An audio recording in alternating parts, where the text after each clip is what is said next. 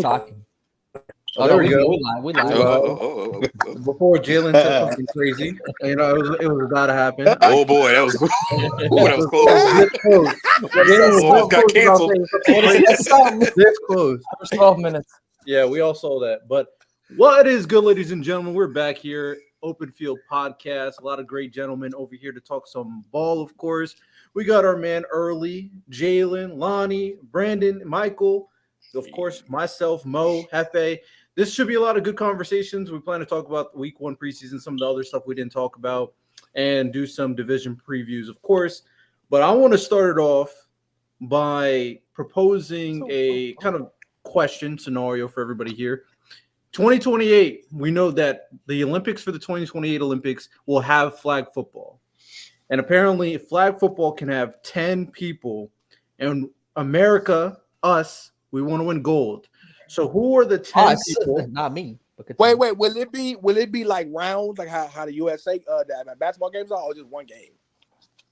Probably one game. I don't. No, I think it'll be like a three game round robin for seeding, and then they'll have. They should do it the same way they do. Yeah, like they'll the do something to like determine team seeding, team and then B, team A. Yeah, that'd be dope. Yeah. Are we? Is it just all skill positions? Because I mean, you don't need no D line. You don't need no line. So based on what I know, it's 10. Usually NFL does flag football with 10 people, so it might go similar. So 5 on offense, 5 on defense.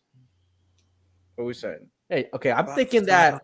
So for the first year this happens, obviously the U.S. is going to have the most talent. I think Canada will have the second most talent. So I think those two countries should meet in the finals, just because I think America and Canada just play more football than other countries. I think that's safe to say they just produce more football talent than other countries. But then we saw in in the other game where Japan beat America, when America was sending like their Division II college people to face them. That's intriguing. Some other countries might shock us. But again, I think it'll take a couple years maybe for other countries to kind of catch up. But again, I don't think it's an easy gold. Like we saw with Team USA, I think Canada can kind of be like a France and like kind of make them work. Team USA might still win, or they'll clearly still be the favorite to win, but it might be a one touchdown win. It might go down to the last play. My question to that is like it's clearly going to be a wash. But who we picking? Like, are they actually? But do we need? Hold on. Let me ask you something though. What's the positions? Like what are the positions that we need? Because honestly, if it's just flag, I want all speed on my team. Like, do we need linebackers? No. That's what we can talk about. Who are we putting on our team? Quarterback. I would put Lamar Jackson for flag. Yeah. As long as we start with Tyreek Hill and Antoine Winfield Jr., I'm good. Hold on, that'd be a huge debate. No. I'd rather have Kyler. Like if you had to have Kyler, I would know. If you're gonna have a quarterback, remember it's 4 years from now. You need to have someone who can throw the ball, because they're not going to be able to rush. CJ Stroud 4 years from now. CJ Stroud maybe the guy. Why would you not do Lamar? How old will Mahomes be in 4 years? Compact and flag, that kind of count. Maybe 30, 32, something like that. Can we do this? Can we be realistic though? Let's do the we know these niggas ain't coming list because they too big. Let's do the secondary guys. Let's do the guys who might actually show up. Michael Parsons already said that he's doing it. You don't think Mahomes will show up? But why would Michael Parsons? What do we need Michael Parsons on the football field doing a flag football game for? He has a lot of speed though. Let's not do that. What do you mean he's one of those? But would you rather have Michael? Hold on. Would you rather have Michael Parsons or literally just the top 5 corners in the league? That's true. They're kind of right. A top 5 corner might be more valuable than Michael Parsons than flag football. I would literally just do Patrick Surtain, Sauce Garner, who else is a great I actually rather add Jalen Ramsey. I just want 5 of them. I want Tariq Woolen over Sauce. It's a big speed factor. And also some of these corners, it's different defending a guy in flag football than an actual physical football. The physicality is a little less. I think you have to be a little more shifty. Plus, you got a time limit in flag football. More athletic, time limit too. Yeah. What? And go ahead. I just want to add one thing. Let's start group by group. Let's start with our quarterback. That's most important. Remember, it's 4 years from now. We want Patrick Mahomes regardless. 4 years from now. Think about 4 years from now. Yeah. If Pat can't come, I want Caleb Williams. To me, 4 years from now, look. Patrick Mahomes might just be given the job because I think it's a great kind of world stage for football, them pushing the brand, and he would be kind of be the guy they want to push. I think CJ Stroud might be the guy in 4 years. CJ Stroud might win the most MVPs over the next 4 years. He could be the guy that wins the most MVPs over the next 4 years. What did you say? He might win the most MVPs over the next 4 years. I think it's possible. He might be. They're building that team around. There's a lot. Wait, there's more than just CJ Stroud and Mahomes in the conversation for who could win MVP every year. Jordan Love is there too. There's Lamar. I mean, forget Jordan Love. I mean, there's guys. If Lamar gets another MVP, with a 24-7 season, I'm gonna be annoyed. I'm not gonna lie to you guys. I mean, 4 years from now, is Shador out the question? No, we're not putting I think it has to. Well, Lonnie makes a good point though. 4 years from now, he might but that's what makes it hard. It's hard to predict how they're going to do it. But I mean, if we're saying in 4 years from now, who would be the quarterback that would be the best? I mean, it would be Mahomes because 4 years. I mean, what is he? 29. No, it 30? would. We would. I want Caleb Williams 4 years from now, or Sidney Stroud. I don't want Mahomes. So 34 years old, Patrick Mahomes is going to be on the back end of his prime, still good. Tom Brady. Wait. Are we talking about flag football still? Yes, we're talking about flag football. So what I'm saying to you is this. This is what we'll do. We'll get if we're doing like how basketball did. It's our first season, so we'll probably get the top of the top, which is like how they deal with Michael Jordan and Charles Barkley. Yeah, get the best. So I expect Patrick Mahomes. I expect Tyreek Hill. I expect Justin Jefferson out there. I expect at running back. I expect Christian McCaffrey out there. I expect a George Kittle. I don't expect 4 years from now. I don't expect Christian McCaffrey. I know the USA 4 years from now. 4 years from now. Okay, 4 years from now. I can see like Bijan or somebody. Yeah, 4 years from now, I expect I'll go. Give me Jamar. Yeah, we're expecting a 32-year-old Christian McCaffrey to do the Olympics. No. Okay, are we doing? My bad. I forgot it's 4 years from now. So 4 years from now, at quarterback, I'm going Caleb Williams. I think it'd be why not pick somebody faster though? If it's not going to be Mahomes, it's Caleb. You do. What if he wants to scramble and stuff like that? I mean, he's younger. We don't need to scramble. We're gonna be open all the time. Who wants to swim? We ain't running up running. Hold on. You're not gonna be. This is the thing though. The number one advantage America has over the world a lot of the time is in that offensive line, defensive line section because Americans just tend to be bigger. No, other countries don't produce. No, hold on. Other countries don't produce linemen the size of America. When it comes to just offensive skill positions, there are guys, Canadians in the CFL, who maybe aren't as good, but in a flag football field can hold their own. Yes, that's the thing. No, I'm saying, look, there's Canadians who can hold their own in a flag football game against these NFL guys. Genetically, they're just. I hope. Okay, I hope. Can we be for real for a second? You get our rejects. So like the rejects aren't gonna beat. I hear what you're saying. Obviously, the good ones will go to the NFL, but I'm saying in a flag football. They're not like us. They're not like us.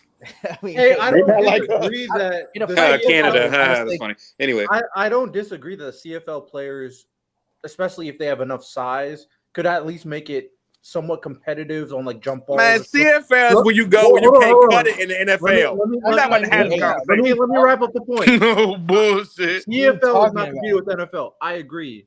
But if it's like a jump ball scenario, because that's what Jalen's sounding like, then yeah, I mean, a CFL player could outdo an athletes. There's super athletes in CFL too. But on a more consistent basis, an NFL player will cook them on the routes and will be more consistent in catching. And of course, when it comes to throwing the ball, that's all NFL. Wait, the CFL.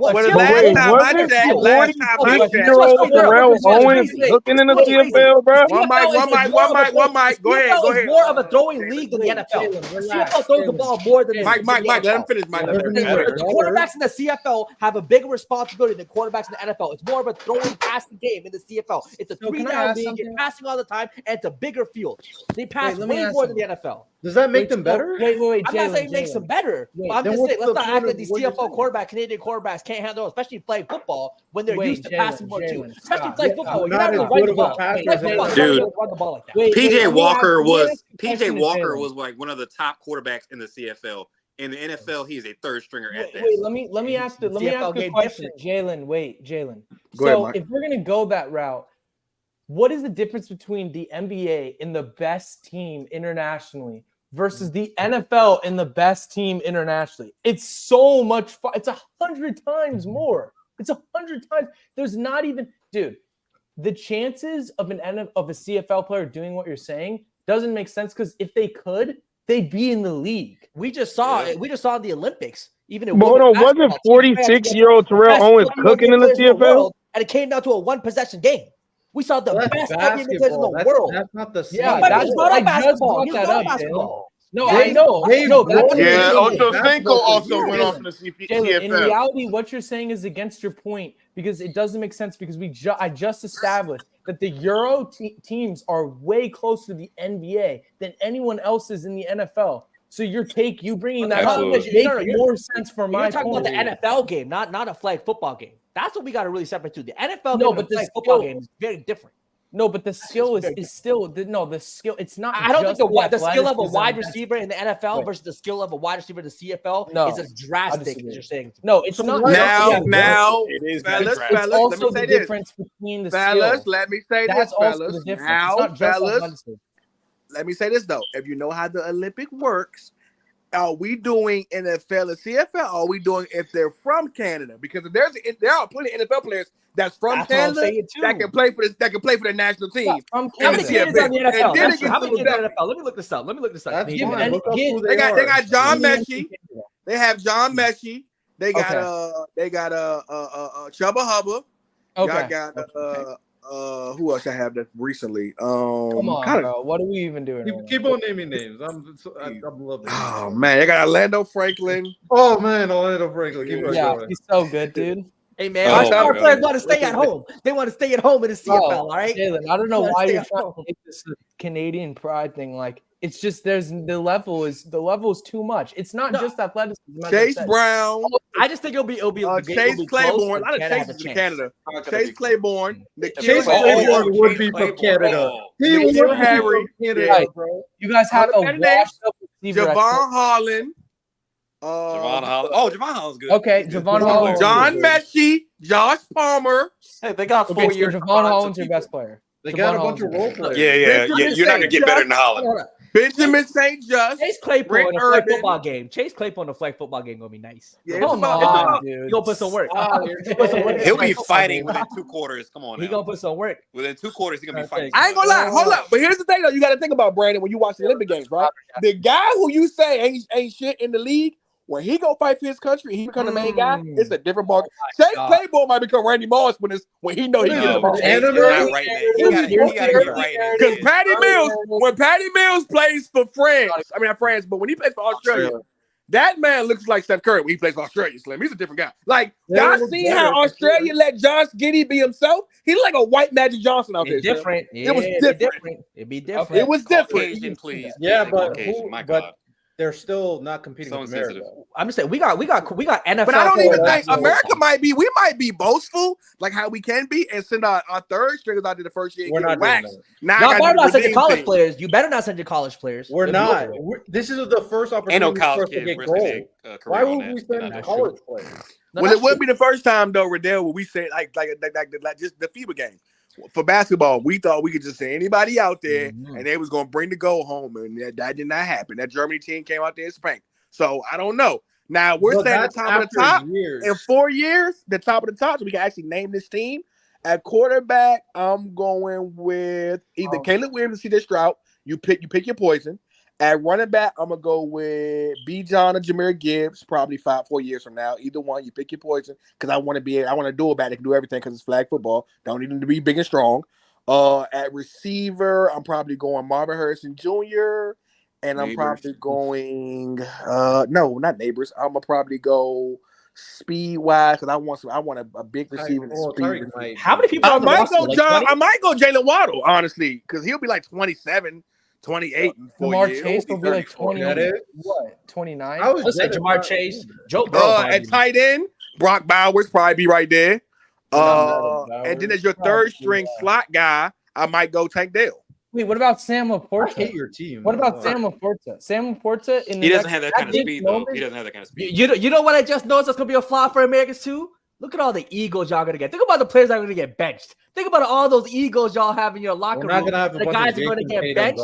We're like, I'm telling you, in America, with the amount of talent you guys have, which is true, it's a lot of star players. I'm telling you, that locker room get a little shaky. Flag football, bro. I'm just saying. You think that the athletes are gonna care that much? I understand. You're talking about a Pro Bowler in the NFL. You're talking about a Pro Bowler in the NFL who might not see any playing time. He might cause a little commotion. I'm just saying. I got to be real with you. I'm gonna agree with Jalen. I'm gonna agree with Jalen on this count. When you think about, I'm gonna agree with Jalen on this account. When you think about Olympic game, if it get down to the wire and it's like it gets chippy then. So now it's like, say for instance, right? Say you got Marvin Harrison, Tank Dell, and Jamar Chase, whatever. Give me the ball. You might throw a pass on third down to Tank Dell because he was open, but he might drop it. Now Jamar Chase and Marvin Harrison, like, dog, that should have came to me. Because now we lose it. Because if it get Duffy and it get close, that's when the arguments come. Because we blowing teams out there. Ain't nobody gonna care. But them games when it get close, like you watched it. When they played Serbia, you seen LeBron and I'm like, hey man, come on, dog.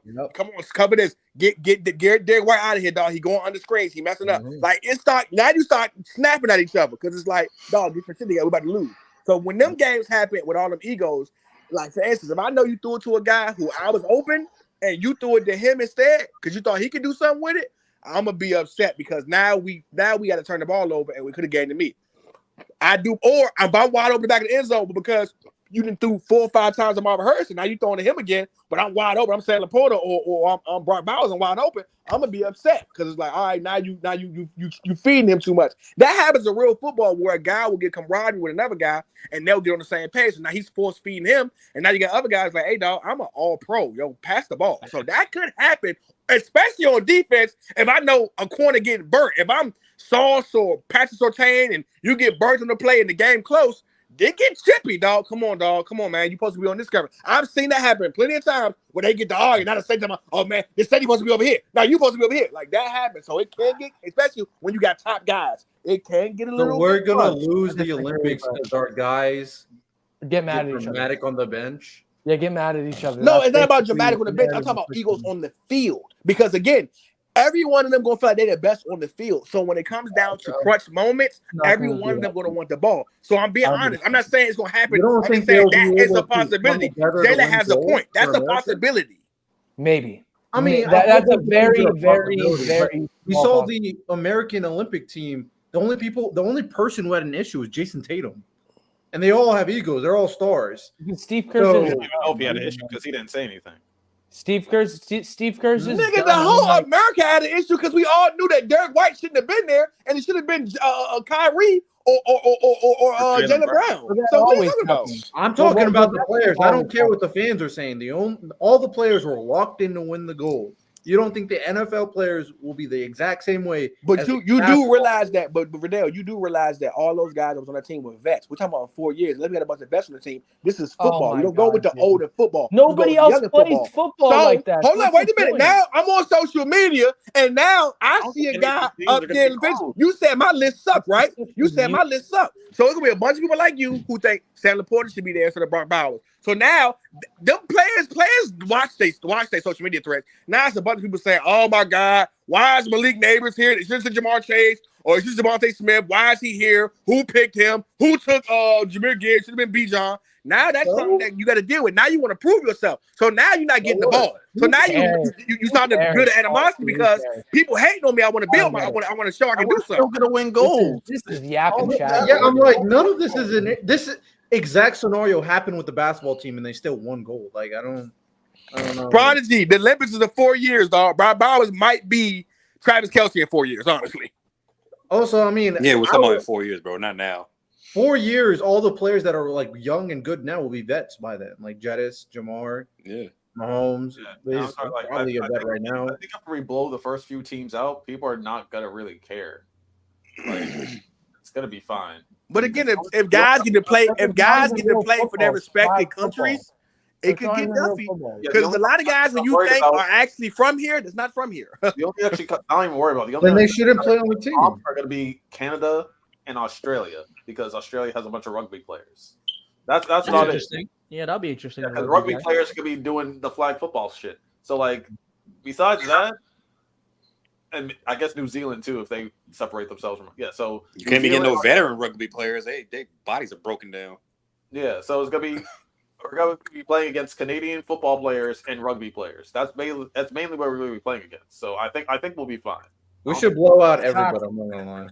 Yeah, we really should blow out everybody. It really should be bad. There's no reason why it shouldn't. Yeah, that shouldn't happen. But, all right, let's move on to some of the other topics that we got here. Now that we got kind of warmed up. So there's a few things that has happened over the course of the last week. I guess let's start with the most recent news. Might as well. Matthew Judon got traded to the Atlanta Falcons for, I think, a 2025 third-round pick. What do we think about this trade? What does this do for the Falcons? And does this harm the Patriots? Let's go in order. I haven't heard too much from Mo. Mo, what you thinking? I think it's honestly it's a game changer. I think Atlanta is about to make a turnaround in their program. At the same time, it's not all of a sudden that the Patriots was just trade. I think that they got something in their back pocket. So, anybody know what they gave up for Matthew Judon? I just saw a third. That's ridiculous. What are the Patriots doing? I don't know, but you know what? As the Patriot native, we're in full on take mode. We just gave away the best player on our team, so for our 3rd round pick. So yeah, Christian Gonzalez says "F you." He's a rookie. Doesn't Judon have all pros and stuff like that? So he's still like the more established. Gonzalez is going to be our best player, but like he only played like half his rookie season. So, but Judon was our best player on the team. No, I think it was Christian Gonzalez, dude. He was a top 5 corner before he got hurt. I'm telling you right now. He was amazing. 4 games. Judon's like it doesn't matter. I'm talking about multi-time Pro Bowl. He was incredible. He was incredible. You can't be the best player on the team after only 4 games. Like games. someone that's made all pros and Pro Bowl. Like I'm not just gonna give 4 games to somebody. Play for the Jags. Jalen Ramsey. Jalen Ramsey was the best defensive player on the team when he was played for the Jaguars. Once he stepped foot on that field, he was the best player for the Jaguars. I saw him shut down his career. He's been the best player on our team. Christian Gonzalez. I would have to compare the other players that's on the team because Judon is going to be phenomenal. But I'm not going to put his 4 games over Judon's like All-Pro, Pro Bowl career. I'm not doing that. I'm not talking career for career. I'm talking about at that time. What you think, Jalen? I guess at the time, yeah. For those 4 games, I mean, you answered the question. Like, I don't know what the Patriots are doing. Like, I don't know if they're trying to tanking. What do you mean? I guess take it for who? It's an obvious tank. That's what I'm saying. Take it for who? I don't know because we're already going to be. I guess they're trying to. There's only 2 quarterbacks really that are good next year, and that's going to be the guy from Georgia and but they have Drake May. They don't need a quarterback. Yeah, they are. Yeah, but they probably saw what they saw what they saw out of him. And like, they still need more pieces. They're not even close. What do you mean? They just lost their head coach. Yeah, but I mean, if this is the accumulating picks angle that they're doing. No, they ain't lose their head coach. They let him go.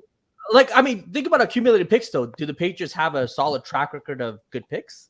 It's a different coach. But that defense is going to be still good, y'all. That defense is going to be still good. Judon just wanted to get paid, and the thing is that we still have like the 2nd most cap space in the league or something like that. We're still like top 5 in cap space, so we could have easily paid him because we're not paying anybody else. But the window doesn't let make him sense go for a 3rd round pick. But he's like 32 though, so it's no reason to keep. Yeah, the window doesn't make sense. He probably one mic. Hold on, one mic. At the same time, we don't have any big contracts on the roster. We don't have any big contracts. I just wanted to gave him. They should have traded for some weapons for May, if anything. Like try to get somebody to help May. No, but I was thinking they got a lot of weapons.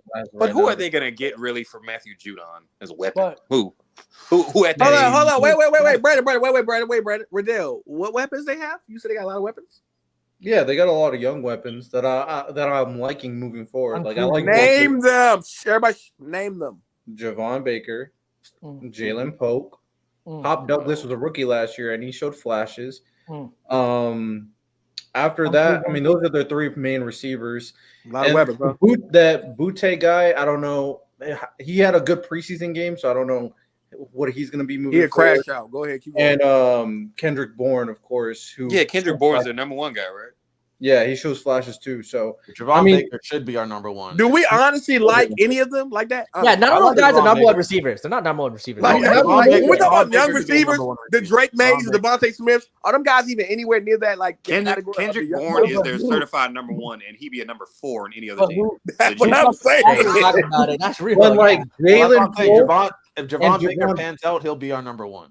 Yeah, listen, Khalil Harry was getting 30 minutes on the Patriots. Like Nikhil Harry. Oh yeah, he's terrible. Nikhil Harry, come on. That is the worst. Go ahead, though, Mike. What do you have to say, Mike? What you think, Mike? I think there's a lot of things that have been brought up that should be addressed, but I think, when it comes to the Patriots, it makes sense why they traded a 3rd rounder for Judon. I understand you'd want more, but he's 32. The timetable for you to have him doesn't make sense because you're not even going to be good by the time he retires. I mean, that's the plan, but that's not set in stone. And also, the leverage you have, you signed him to a marquee contract. So at 32 years old, unless you're playing at a very high level, teams aren't going to give you that much for a defensive end. And let me say this, Mike. Let me add on to you, Mike. There's only about 5 to 7 guys as far as pass rushers in the league who are still good into their 30s. Like, let's be honest, guys. Like, only the few greats are still dominant in their 30s, especially 32 and up. Yeah, and I think Daniil Hunter comes to mind, and I can't think of anybody else at that age. So do we think that Anthony Jennings can make a replacement for Judon Smith? At this point. He's a good one, though. We're not saying he's going to Matthew Judon. I mean, no, but we're saying that the timetable doesn't make sense, and for the Falcons, it makes a whole lot of sense. We've talked about how the potential is there for their defense and their secondary. You add on a defensive piece like that, and it makes 100% sense for them. That is a B+ to an A. But let's not forget, you Mike, trade one third-round pick for this season with Kirk Cousins to compete. I think. What'd you say? What am I saying? Patriots are cheap. The Patriots are cheap. They were cheap, but they're in a different regime. That's understandable right now because they're not. So wait, Mike. Let me go back to Brandon real quick. We got to glorify this. Sure. You said they were cheap, but they're in different what now? They're in a different regime. Is Robert Kraft still the owner of the team? No, but Bill, but still, he doesn't. Does Robert Kraft cutting checks to pay players? Hold on. He doesn't sit there and meddle. Robert Kraft is not a meddling owner. He'll let the head coach do his thing. Yeah. So he basically, you telling me he let Bill Belichick have his bank card and say whoever you want to get, you get it, like how you do for a girl, for your wife. That's what he did. Yeah, I think that was Bill Belichick. I think that's more of Bill Belichick than Robert Kraft. Robert Kraft has shown that, like, if the team is in good position, he will make moves. Whether or not he's paying the most out of any team, no. But I don't see that being an issue. I think what it comes down to is you have to look forward. You have to accumulate more picks. And the topic about the Patriots not then why not fleece them for a second round? That doesn't the Falcons make sense need a D lineman bad. Why not fleece them for a second round at least? Well, I mean, they had to get rid of Judon, I'm guessing. If they could have gone value, they would have gone value. Yeah, he was starting to bug out. It's in the contract. It has to be the leverage within the contract. Yeah. There's no other reason why. I'm looking at 2022 when he was healthy. He had 15 and a half sacks. Yeah. But wait, how long? Good, like what year was that, Riddell? Hassan, that's 2 years ago. 2 years ago, a long time. I was 28 2 years ago. Hassan Reddick is good a year or two ago. Hassan Reddick. Whoa. Just because Hassan Reddick was on a stacked defensive line that did overinflate how good he was, doesn't mean he's not good. He's still good. Hassan Reddick is still a good pass rusher. But he's not. I can agree with that. Yeah, I think. Anything you got to say, Hefe?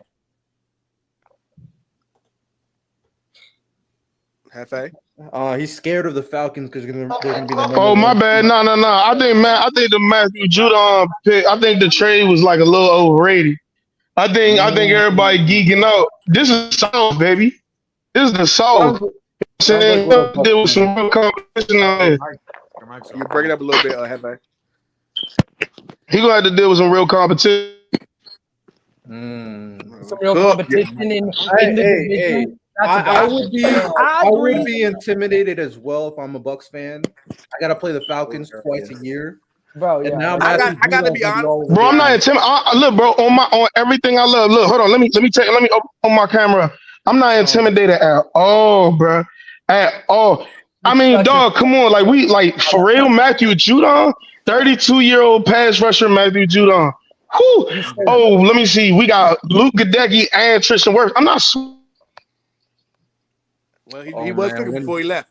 When Judon puts his hands on Baker, that tune is gonna change. I ain't gonna lie to you though. I feel what Mike is talking about. I think y'all. I think so. I don't know who told us that the Falcons was close as y'all think they are, but they're really not. And picking up Matthew Judon does not take them over the top. They need a lot more defense. I think we don't talk about it enough. Their linebacker core is very sus. Their D-line core is very sus. They are not close to being a great team. Like, I need people to understand that. They're a good. They're not. They're not. Essentially, I don't agree with that, man. They had the worst quarterback in the NFL last year. and we're fine. And they won like 7 games. Yeah, for that. What do you mean they're not close to being great? I mean, bro, Riddell. How many seasons did Desmond Ridder have with the Falcons? Why does it matter if he's probably 2? Because he was on the bench the year before. So he had 2 seasons with the Falcons with the same weapons, with the same guys, and Baker Mayfield had instant success when he came down. Baker Mayfield in comparison. Baker's a better quarterback though. Way better. But if they had a defense, it wouldn't matter. And in my honest opinion, I think they got worse. I think they got worse. I don't know why I trust the Falcons defense. I don't trust them. Who else on that D-line other than Matthew Judon they just picked up? Who else on that D-line? Oh, I've been critical. That's what I'm saying. For a long time. No, but that offense might be top 5 in the league. What Hefe said, I disagree with. That defense is suspect. But Mike, you disagree with it. But what are you disagreeing with? Jalen, that offense might be top 5. I would say, but I can't. It could be top 10. That offense might be top. I think the offense might be top 5 in the league. We believe the defense isn't far off. They just I disagree with that. We believe in Kirk. We believe in Kirk. Bijan, one linebacker. Bijan with Kirk. So we're giving the Falcons top 5 in the league because they signed an old ass quarterback with a torn Achilles last year. He said the offense. That's what I said. Are we giving them top 5 because they signed a quarterback who's 37 years old with a torn Achilles? That's my question. I don't take them over the 49ers. They have a quarterback. I don't take them over the Bears. I don't take them over the Packers. Give me the Falcons over the Bears offense. Give me the Falcons offense over the Bears. Oh, you smoking the wood, bro. You smoking some good shit. You smoking some good shit talking right now. You smoking some good shit. Who's gonna be the best tight end in the league next year? He's on the Falcons. He's on the Falcons. Over George Kittle? I would say that. Yes. Bruh, stop. Please. Please.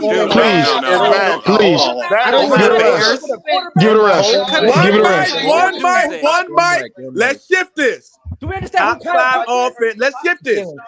Top 5 offenses. Name offenses that y'all believe are better than the Falcons. I'll name a couple names. Who mic is that? Please mute it. Someone got background noise like crazy. All right, cool. So we'll do this. Do we think that the Bears, we'll do a majority vote, Bears or Falcons offense? Hefe, just raise your hand. Are we including quarterback or is it no quarterback? No, the offense. Everything. Everything. I'll take the Bears. Give me the Bears. Bears. Right, cool. I'm going with the Bears. Hands down. B, what you got? The Bears. Lonnie? Bears. Majority. Riddell?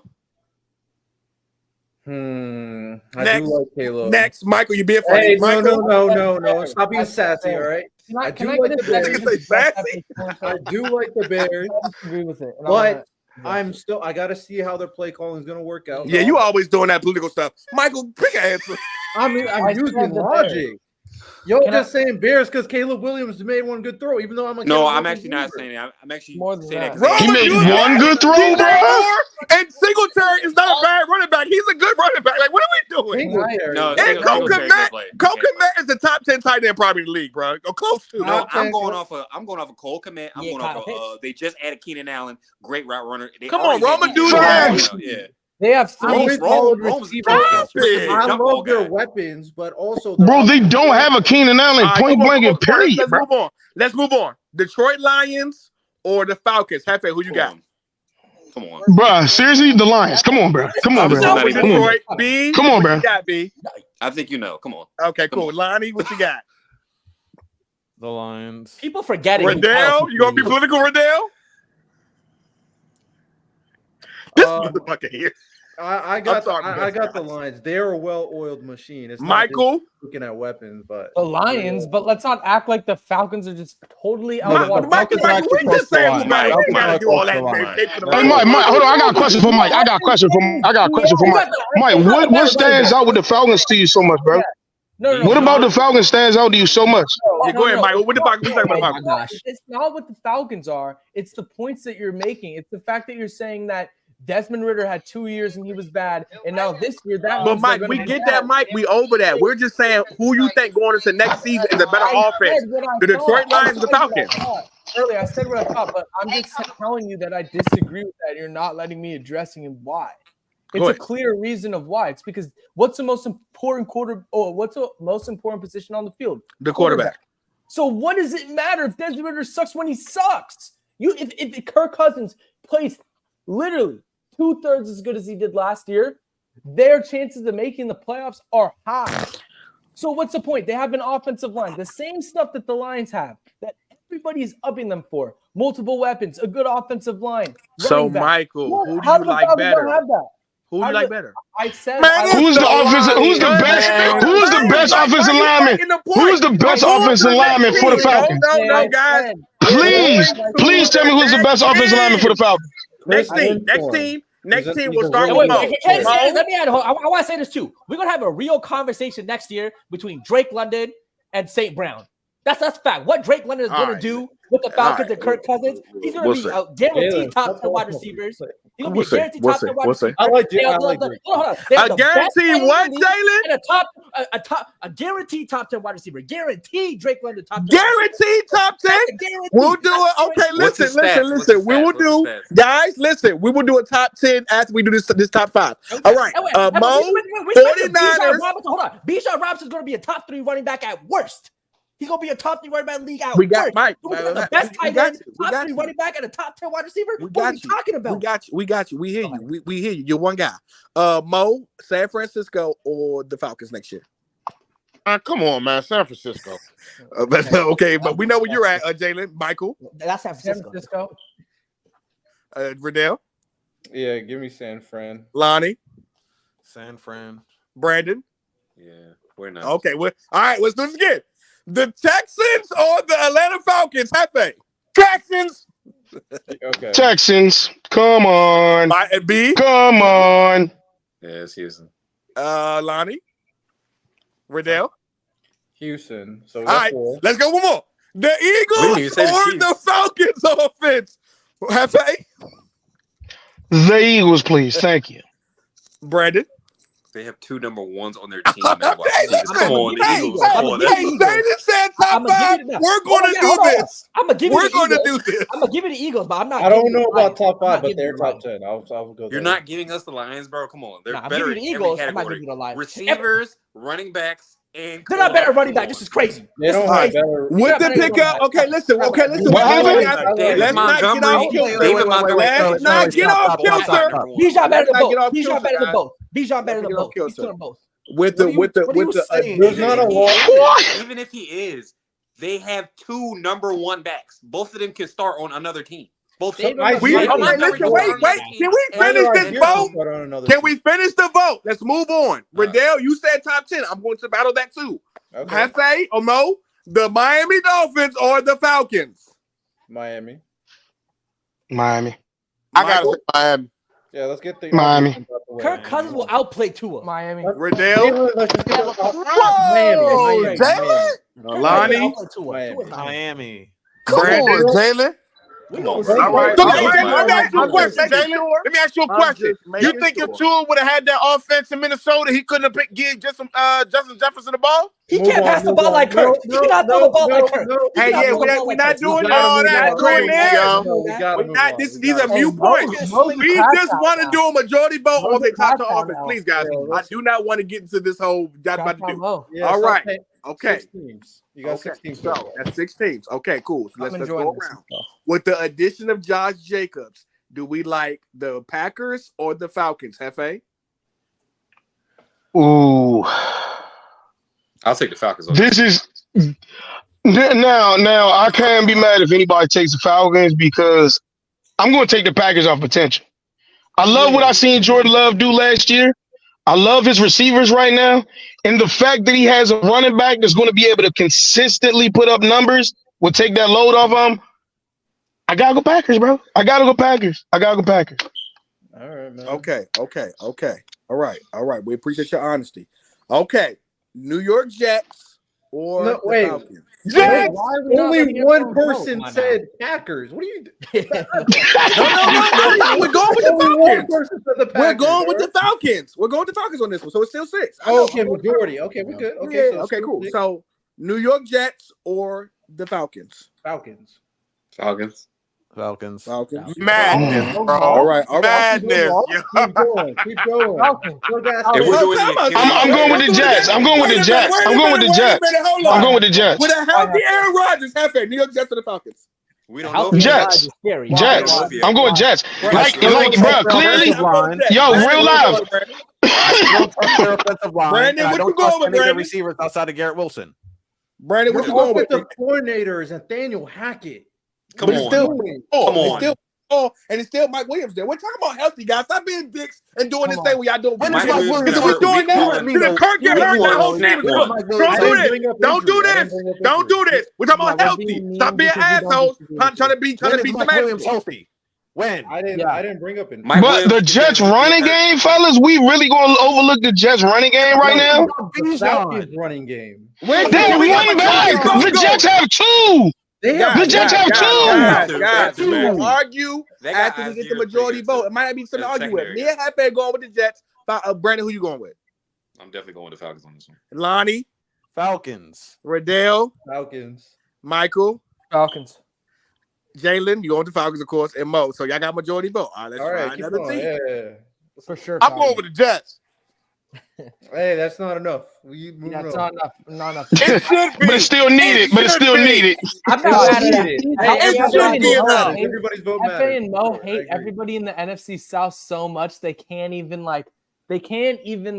express any sort of positivity towards them. Explain how. I just want to get through the top 10. If I can't find top 10, then we can argue afterwards. Let's just get through this real quick. Let's see if it's the top 10. So, again, what about the Chiefs? Cincinnati Bengals or the Falcons? Ooh, that's my guy, Joe. Bengals or the Falcons, Hefe? Really, we at? Okay, Bengals. All right, I'm going with Bengals. Brandon? Bengals. Lonnie?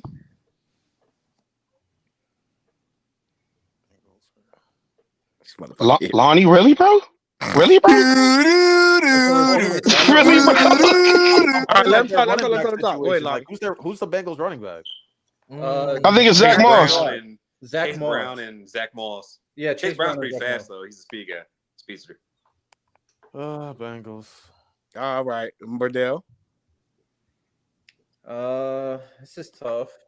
There you go. The Bengals' offensive line is still not great. That's the running game with Zach Moss and Chase Brown is a question mark. Hold on, J-Rob. So yeah, Mike Williams only missed 1 year, but the year before that, 13 games, 16, 15, 15, 16, and 10. So he never plays a full season. He always misses a game or two or three every year. Who we talking about? He's only missed 1 year. Yeah, he misses 1 year, but then he also misses games every single year. And he's only getting older. He's always so are we really saying that he's gonna play all 17 games next year? Because when has he ever done that? Never, ever in his career. Never. Ever. You're a bot, Lonnie. You're a bot. Never, ever. All right, so I don't know how I'm getting. I'm still thinking about it. Team. I'm thinking through it. So I'm gonna go Falcons. I think they'll have a more efficient offense compared to the Bengals. Okay, cool. Michael? It's hard for me, but the Falcons have a very good offense. So I'm taking the Falcons. Why are we laughing at that? I'm nothing. Come on. Because what weapon does the Falcons have that equals Jamar Chase? They have a combination. Yeah, with Jamar's their better. run game. Why? Hey, we're not. Here's the thing we're not gonna do. I'm trying to get through it. We're not arguing our point. If we lose, we lose. We win, we win. Let Mike get his own opinion. That's how he feel. Don't argue. Don't try to convince him. Mike, who you like? Falcons. Cool. Come on, who you like, Jalen? Falcons, baby. As much as Joe Burrow is my guy, You going I to want to see him do well. I'm telling you, that Kyle Pitts show, it's the starting, baby. I bet. I got you. Mo? Man, I'm going with the Bengals, man. Majority vote, that's the Bengals. All right. The Buffalo Bills or the Falcons? Easy one.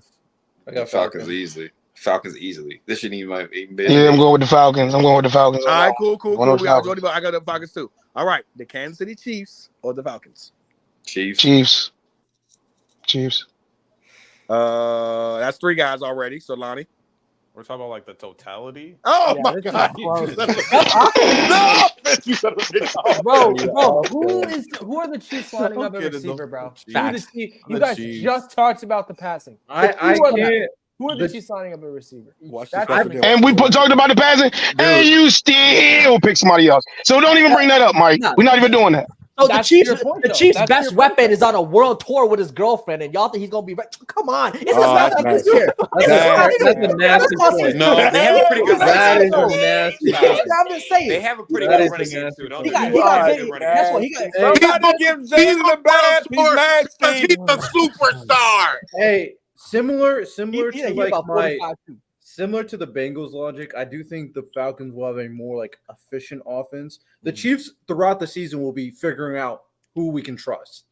So that's a big thing for me. Like if we're talking about playoffs, I would say like the Chiefs, obviously. But overall throughout the season, I would say the Falcons will be a better offense this year. No, Rashid Rice can be a bona fide number one. You can trust him now. Drop the ball. Of course, no, he can't. No, well, we don't have to convince Mike. Brandon. Let Mike go, and we probably won't have to argue. Mike, who you got? I think this is really close again. The quarterback is a big thing, but I'm gonna have to go Chiefs. All right, that's a majority vote. All right, I just think that's 8 teams that we got. Let's see if we can get 2 more. I might only have 1 more team that I can actually compete. They might be top 10. Indianapolis Colts or the Falcons. Falcons. It's Falcons. Okay, what you got? Anybody else? Falcons. Colts, damn it. No, I'm sorry. Hey, no, stop it, All right, we'll go Falcons. They might be. So, the Baltimore Ravens my or bad. the Atlanta Falcons. Falcons. Ravens? I'm going Ravens. Y'all bugging out. I'm going Falcons. Respect Lamar. We're talking. Hold. So let me say because this is probably my last team. They top 10 because I can't get no more teams after this. This is probably 9 teams. I'm gonna compete for them to be 10. I'm gonna compete for them to be 10. We're talking about Zay Flowers coming back, Derrick Henry, Lamar Jackson. Yeah. They don't need a 2 receiver tight set because remember they got Isaiah Likely, Mark Andrews, and Andrews. That's a good enough team, y'all. Right. You can do it at that other receiver. Yo, someone send J-Rob the link. I'm not saying they're bad. I think the offensive line for the Ravens is really strong, and I think it's in the Telegram, J-Rob. Don't have the same. They don't. The weapons don't have the same. I can argue the Colts though. I can honestly argue that. Solid. I can. You can argue. And I feel that on the Colts too, bro. I feel like the Colts was a little too overlooked on that. My bad, Mike. Top 5 offensive line. Even if Anthony Richardson can't throw 5 yards down the field, but that's that running ability and that play action and the read option. Jonathan Taylor and Richardson, bro. That shit gonna be nasty. With a top 5 that shit's gonna be nasty. Are you kidding me? Are you That's kidding what makes it hard. No. Great hands. I think it's great close. hands. That's all you can do. I'm not saying that's pretty close. So you're crazy. The only weakness there is the tight end. That's it. All of these teams passing game. That's the thing. J-Rob, it's in the Telegram, big dog. It's the last thing you posted. Can we also remember how Anthony Richardson? The last time we seen Kirk Cousins in 8 games, he was 2,300 yards and 18 touchdowns. Oh no, and 5 interceptions. 18 touchdowns, 5 interceptions in 8 games with 2,300 yards. Kirk was going crazy, dude. Yeah, we gotta remember. He's 38 now. Nigga, y'all niggas is drunk. He's coming off an Achilles. That nigga in the middle with that do-rag is his nigga's do-rag is too tight right now. This nigga's bugging out. The Falcons offense over the Ravens offense, my nigga. Let's just break it down real quick. Hold on. Now let's just break it down real quick because y'all losing me. Because look, I get it. We all love what we think the Falcons gonna be. We love to sit and go to bed at night. We love to go to bed at night and lay on our cold side of the pillow and think that Drake London and Kyle Pitts, they're gonna do what they're supposed to do in a wide receiving game. Let's not forget, as much as we love Kyle Pitts, he has not been productive in the NFL really yet to the standards in which we hold him to. We hope Kirk Cousins can unlock that. We hope that that's going to be the case. Drake London, another guy. Let's not acting like Drake London is a top 10 receiver in football because he's not. Come on, he's not. Even if he has 1,000 yards, he wasn't the top guy in his draft either. Exactly, and if he has 1,000 yards this year, he still might not be a top 10 guy in the league. Let's just keep that frank with the talent in the wide receiver game. I'm thinking 13, 1,400. Look, I'm gonna be honest. I'm with y'all when the Falcons' offense should be potent this year, but my nigga, when it comes to a backfield that consists of Lamar Jackson and Derrick fucking Henry. There's no answer. That would be the best rushing attack in the league. Now, before y'all say, whoa, not over Philly, bro. I agree with you, but not over Philly, bro. Jalen Hurts and Saquon. The offensive line. Because how the fuck is he? I'm sorry. How in the world would they be better? The only reason I'm going Ravens heavy is because they're coming off a season where they're the number 1 rushing attack in the league. So offensive line's more attack than the Eagles. Facts. The offensive line is the same. You add in Derrick Henry. You traded Gus Edwards for the best, debatably one of the best running backs in football. Like he's not better than Bijan, J-Rob. He's not better than Bijan. And the Ravens obviously, is different. Obviously, bro. But let's remember the last running back to get that 2 stacks, though. You know who it is. And the Ravens. Anyway, Derrick Henry is not. Now hold on. Now we got Zay. Now let's not act like Zay Flowers is a bum. Because Zay Flowers ain't no bum. No, he can't play. He can't play. Mark Andrews is a top 5 tight end in the league. Isaiah Likely is the best tight end 2 in football. There's not a better tight end 2 in football than Isaiah Likely right now. Most teams, Isaiah Likely. Dalton Kincaid is pretty good. Number 2. Dalton Kincaid is tight end 1. I said tight end 2. No, he's a 2. He's a 2. No. Dalton Kincaid is a starter now. He's the number 1. Dalton Kincaid ain't the tight end 1 in Buffalo, bro. He not? I thought it was Kincaid. I think it will be. Well, last year was Knox and then Kincaid was 2. Yeah, Knox was brought in, but Kincaid is the number 1. You got more targets. Yeah. Kincaid is number 1. I'm saying as a complimentary tight end. Then I know you don't gotta have the most love for my son on Bateman, but Bateman as a compliment to Zay Flowers is perfectly fine. But when you have Lamar Jackson, one of the pretty much 2, except for Mahomes, the best offensive weapon at the position, bro. Run, throw, pass, it don't matter. So niggas acting like, hold on, niggas out of the pick of Kirk Cousins is like Tampa Bay getting fucking Tom Brady in 2001. Y'all getting annoyed with this shit, dog. It's too much.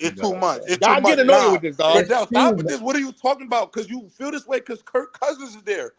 Kirk Cousins changing your philosophy to think that offense is going to be more potent than the team a year ago that had the number 1 rushing attack in the league. Let's not just think about receivers and throwing the ball, y'all.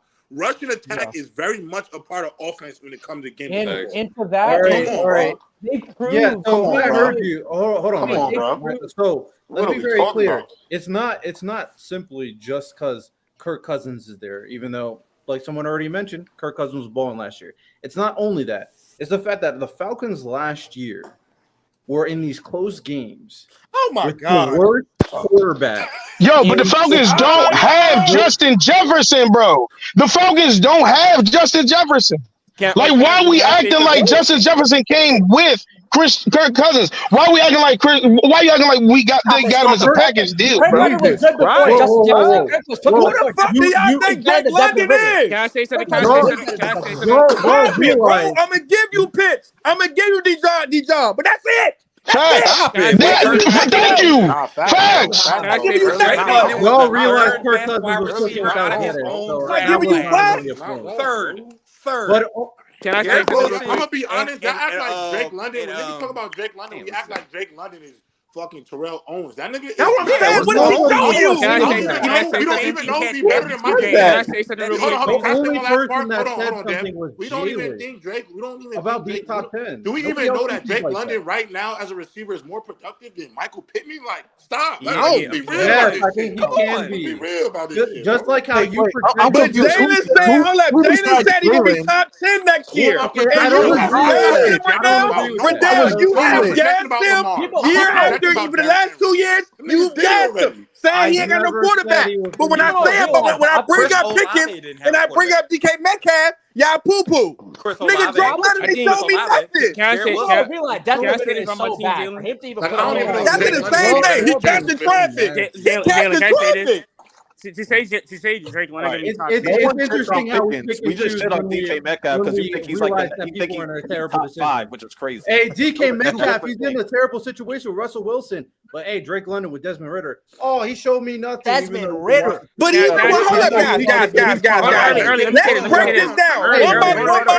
One mic. I'm gonna put Riddell on the bench screen, and we're gonna break down what you like out of Drake London, Riddell. What did you like? Let me say it. Wait. No, Dev, be quiet. Hold on, Dev. Hold on. Early, let me just say something real quick. This nigga just was bringing up Desmond Ritter. but you also said that you don't even think the Jets offense is going to be as good as the Falcons. That's what I'm saying. But Brees Hall had a K. Hold on. These niggas poo-poo the Jets offense. Brees Hall had 1,000. Hold on. None of you niggas took the Falcons over the Jets offense. How? With a healthy Kirk Cousins. 1,000 yards. I mean, with a healthy Aaron Rodgers. with Zach Wilson throwing them the pill, my nigga. Brees Hill might be top running back in the league after the year, bro. I'm not mad at that. Stop. A healthy Aaron Rodgers is dangerous. Aaron Rodgers is way better than Kirk Cousins. Aaron Rodgers is way better than Kirk Cousins. Said the Jets offense is going to be bad. We should have fought more for the Colts. But how did the Falcons over the Riddell? Falcons offense. Nathaniel Hackett sucks. I don't see I still don't know about the offensive line. And I still don't know about your second and third receiver. Nathaniel Hackett, he sucks. So he's terrible. there's legitimate things that I'm thinking about. I'm not talking about Aaron Rodgers or his health. Brees Hall is a dog. You all know I think that. And Garrett Wilson obviously is a guy. So I like your weapons, but there's more than offense than that. Unless we have the better quarterback. Non-factor. Unless he's a non-factor. You still have an I mean, wait, can I say this? Real quick. The O-line picked up plenty of people. What are you talking about? We added Tyron Smith in the offseason, my nigga. Oh, no, stop with the Tyron Smith. The nigga's ancient. He's a Hall of stays Famer. hurt. He's a Bro, Hall of Tyron Famer. Smith is still good. Hold up. Wait a minute.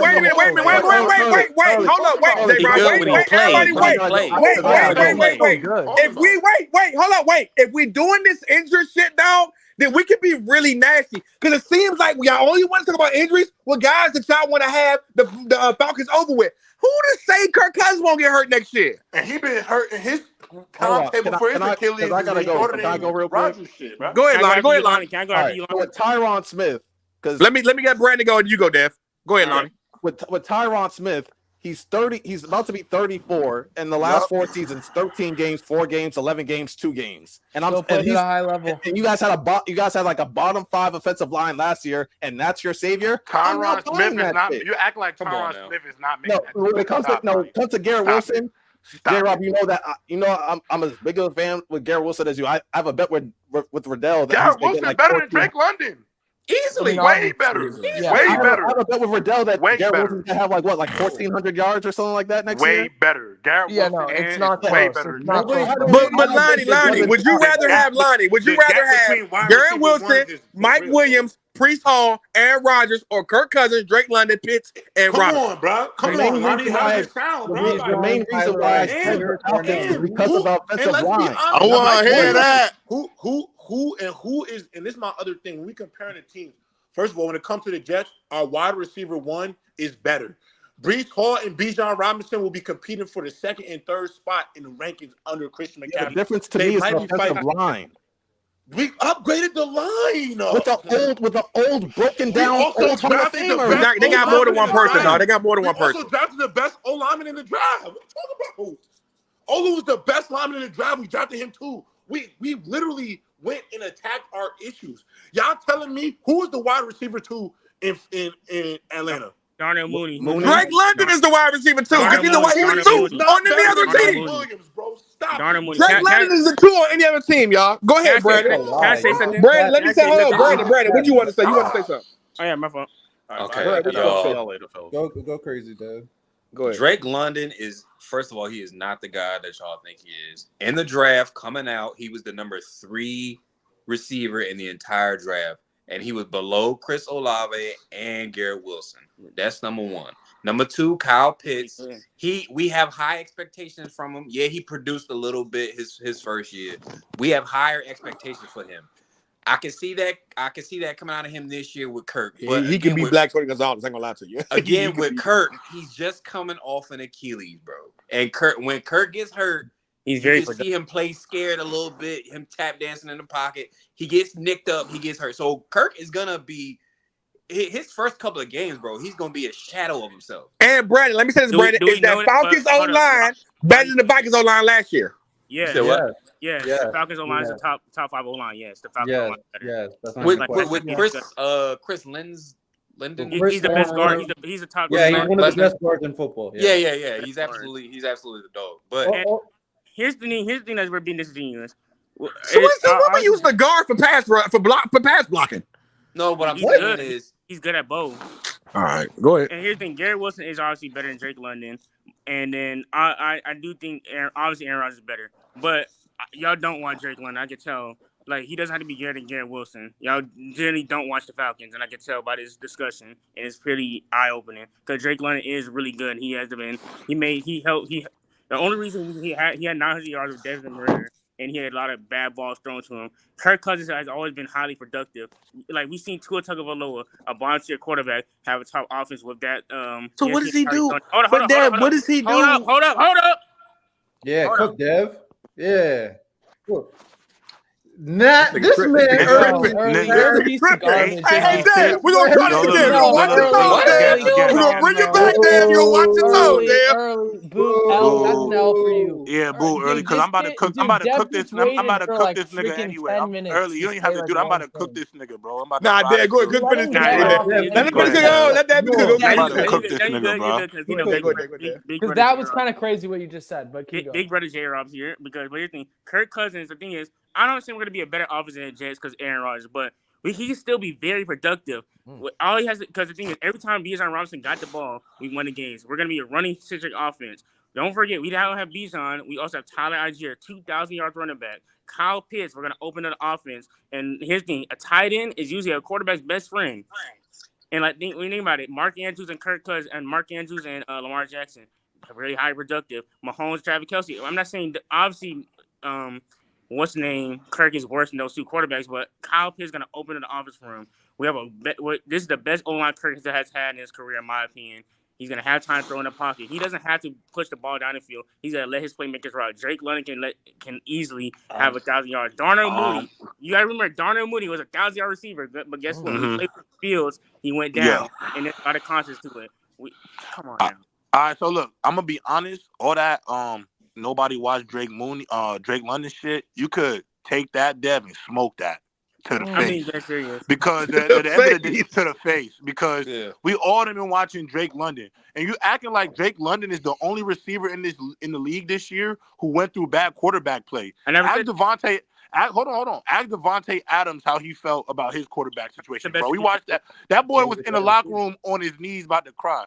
We talking about Garrett Wilson, who had you throwing in the ball, Michael Baldino, Riddell, and Jalen Carter in one season throwing him the pill, my nigga. So at the end of the day, we could understand that y'all project for Drake London. My questions about Drake London are, y'all talk about him like he is a top 10 level receiver. That was only him. I never said I'm that. talking to Dab, Jay Thug. I mean, but I'm here's talking the thing, Gerald. You don't have to be a top 10. No, I hear you. Only one person said he's a top 10. No, I know. I'm talking about Dab, though. I'm addressing Dab. Is he a productive one? Riddell, what I'm saying is, you don't have to be a productive. He came in here saying, no. Hold on, Dab, because I let you get your shit off. So my fault. Come in here stuttering over my shit. Now, so you made the point that we don't watch Drake London in his shows, but we all understand what Drake London is, bro. He's a 6'5" receiver. We understand why everybody loves him. It's the same way why everybody loves Trevor Lawrence. The intangibles, the intangible things, the God-given stuff. You love it about Drake London. But at the end of the day, we can't stop acting like, oh, because they got Drake London, now the Falcons is about to be crazy. Drake London's going to have this breakout year. Bro, a lot of these wide receivers been dealing with what Drake London dealt with last year or more productive than him. And I'm not saying Drake London can't be productive this year, but if we're taking I'm using the Jets and the Falcons because those are I'm not taking Drake. I'm not taking out of the last three drafted receivers drafted in the last. I'm hip. Drake London ain't even top 10. I'm not taking Drake London. I'm not even taking Drake London over Tank Dell, but that's a different conversation for a different day. Most definitely. But let me just wrap this point. When we talking about the Jets, because this whole thing stems from the Jets versus the Falcons, and the Jets and the Falcons to me have a lot of the same similarities as each other. So when you're looking at them and say that the Falcons is going to be over based off, you're going to look at the quarterback, the running back, the wide receiver one, those things, bro, it's the same difference. And I would argue that we have the clear-cut better wide receiver one.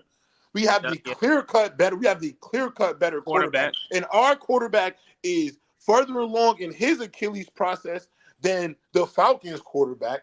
The running backs, bro, both them running backs are going to be chasing Christian McCaffrey this year. They're both for top 5. number one running back in the league. I'm telling you that right now. So they're both top 5. It's a deadlock there, and we upgraded our O-line. So when I'm looking at all of these factors, the only reason I got triggered is because there's no way we jacking the Falcons like this. No, Gerald. Here's my thing. Let them do it is, first. Let me see it. Like my thing is, Gerald. My thing is, Gerald, I don't think. Yeah, I really think this nigga Kirk Cousins is Tom Brady. The only reason I wanted to come up is not you because guys are over exaggerating. I think the Jets. Here's my Gerald, but even the Falcons don't believe in him. But hold on, Gerald. Here's my point. My point is this: I think the Jets could be better than us. My whole point was Drake London's fake. That's the only reason I want to come up. It was no disrespect. It was disrespect. No, what do you mean? Wait. I'm not taking him over Chris Olave. Devontae Smith. She's better than Michael Pittman right now. She's better than Michael Pittman. But here's my point. He's not better than I think he's better than Michael Pittman. There's no. Here's my Michael Pittman has one of the best hands in this league. That's number one.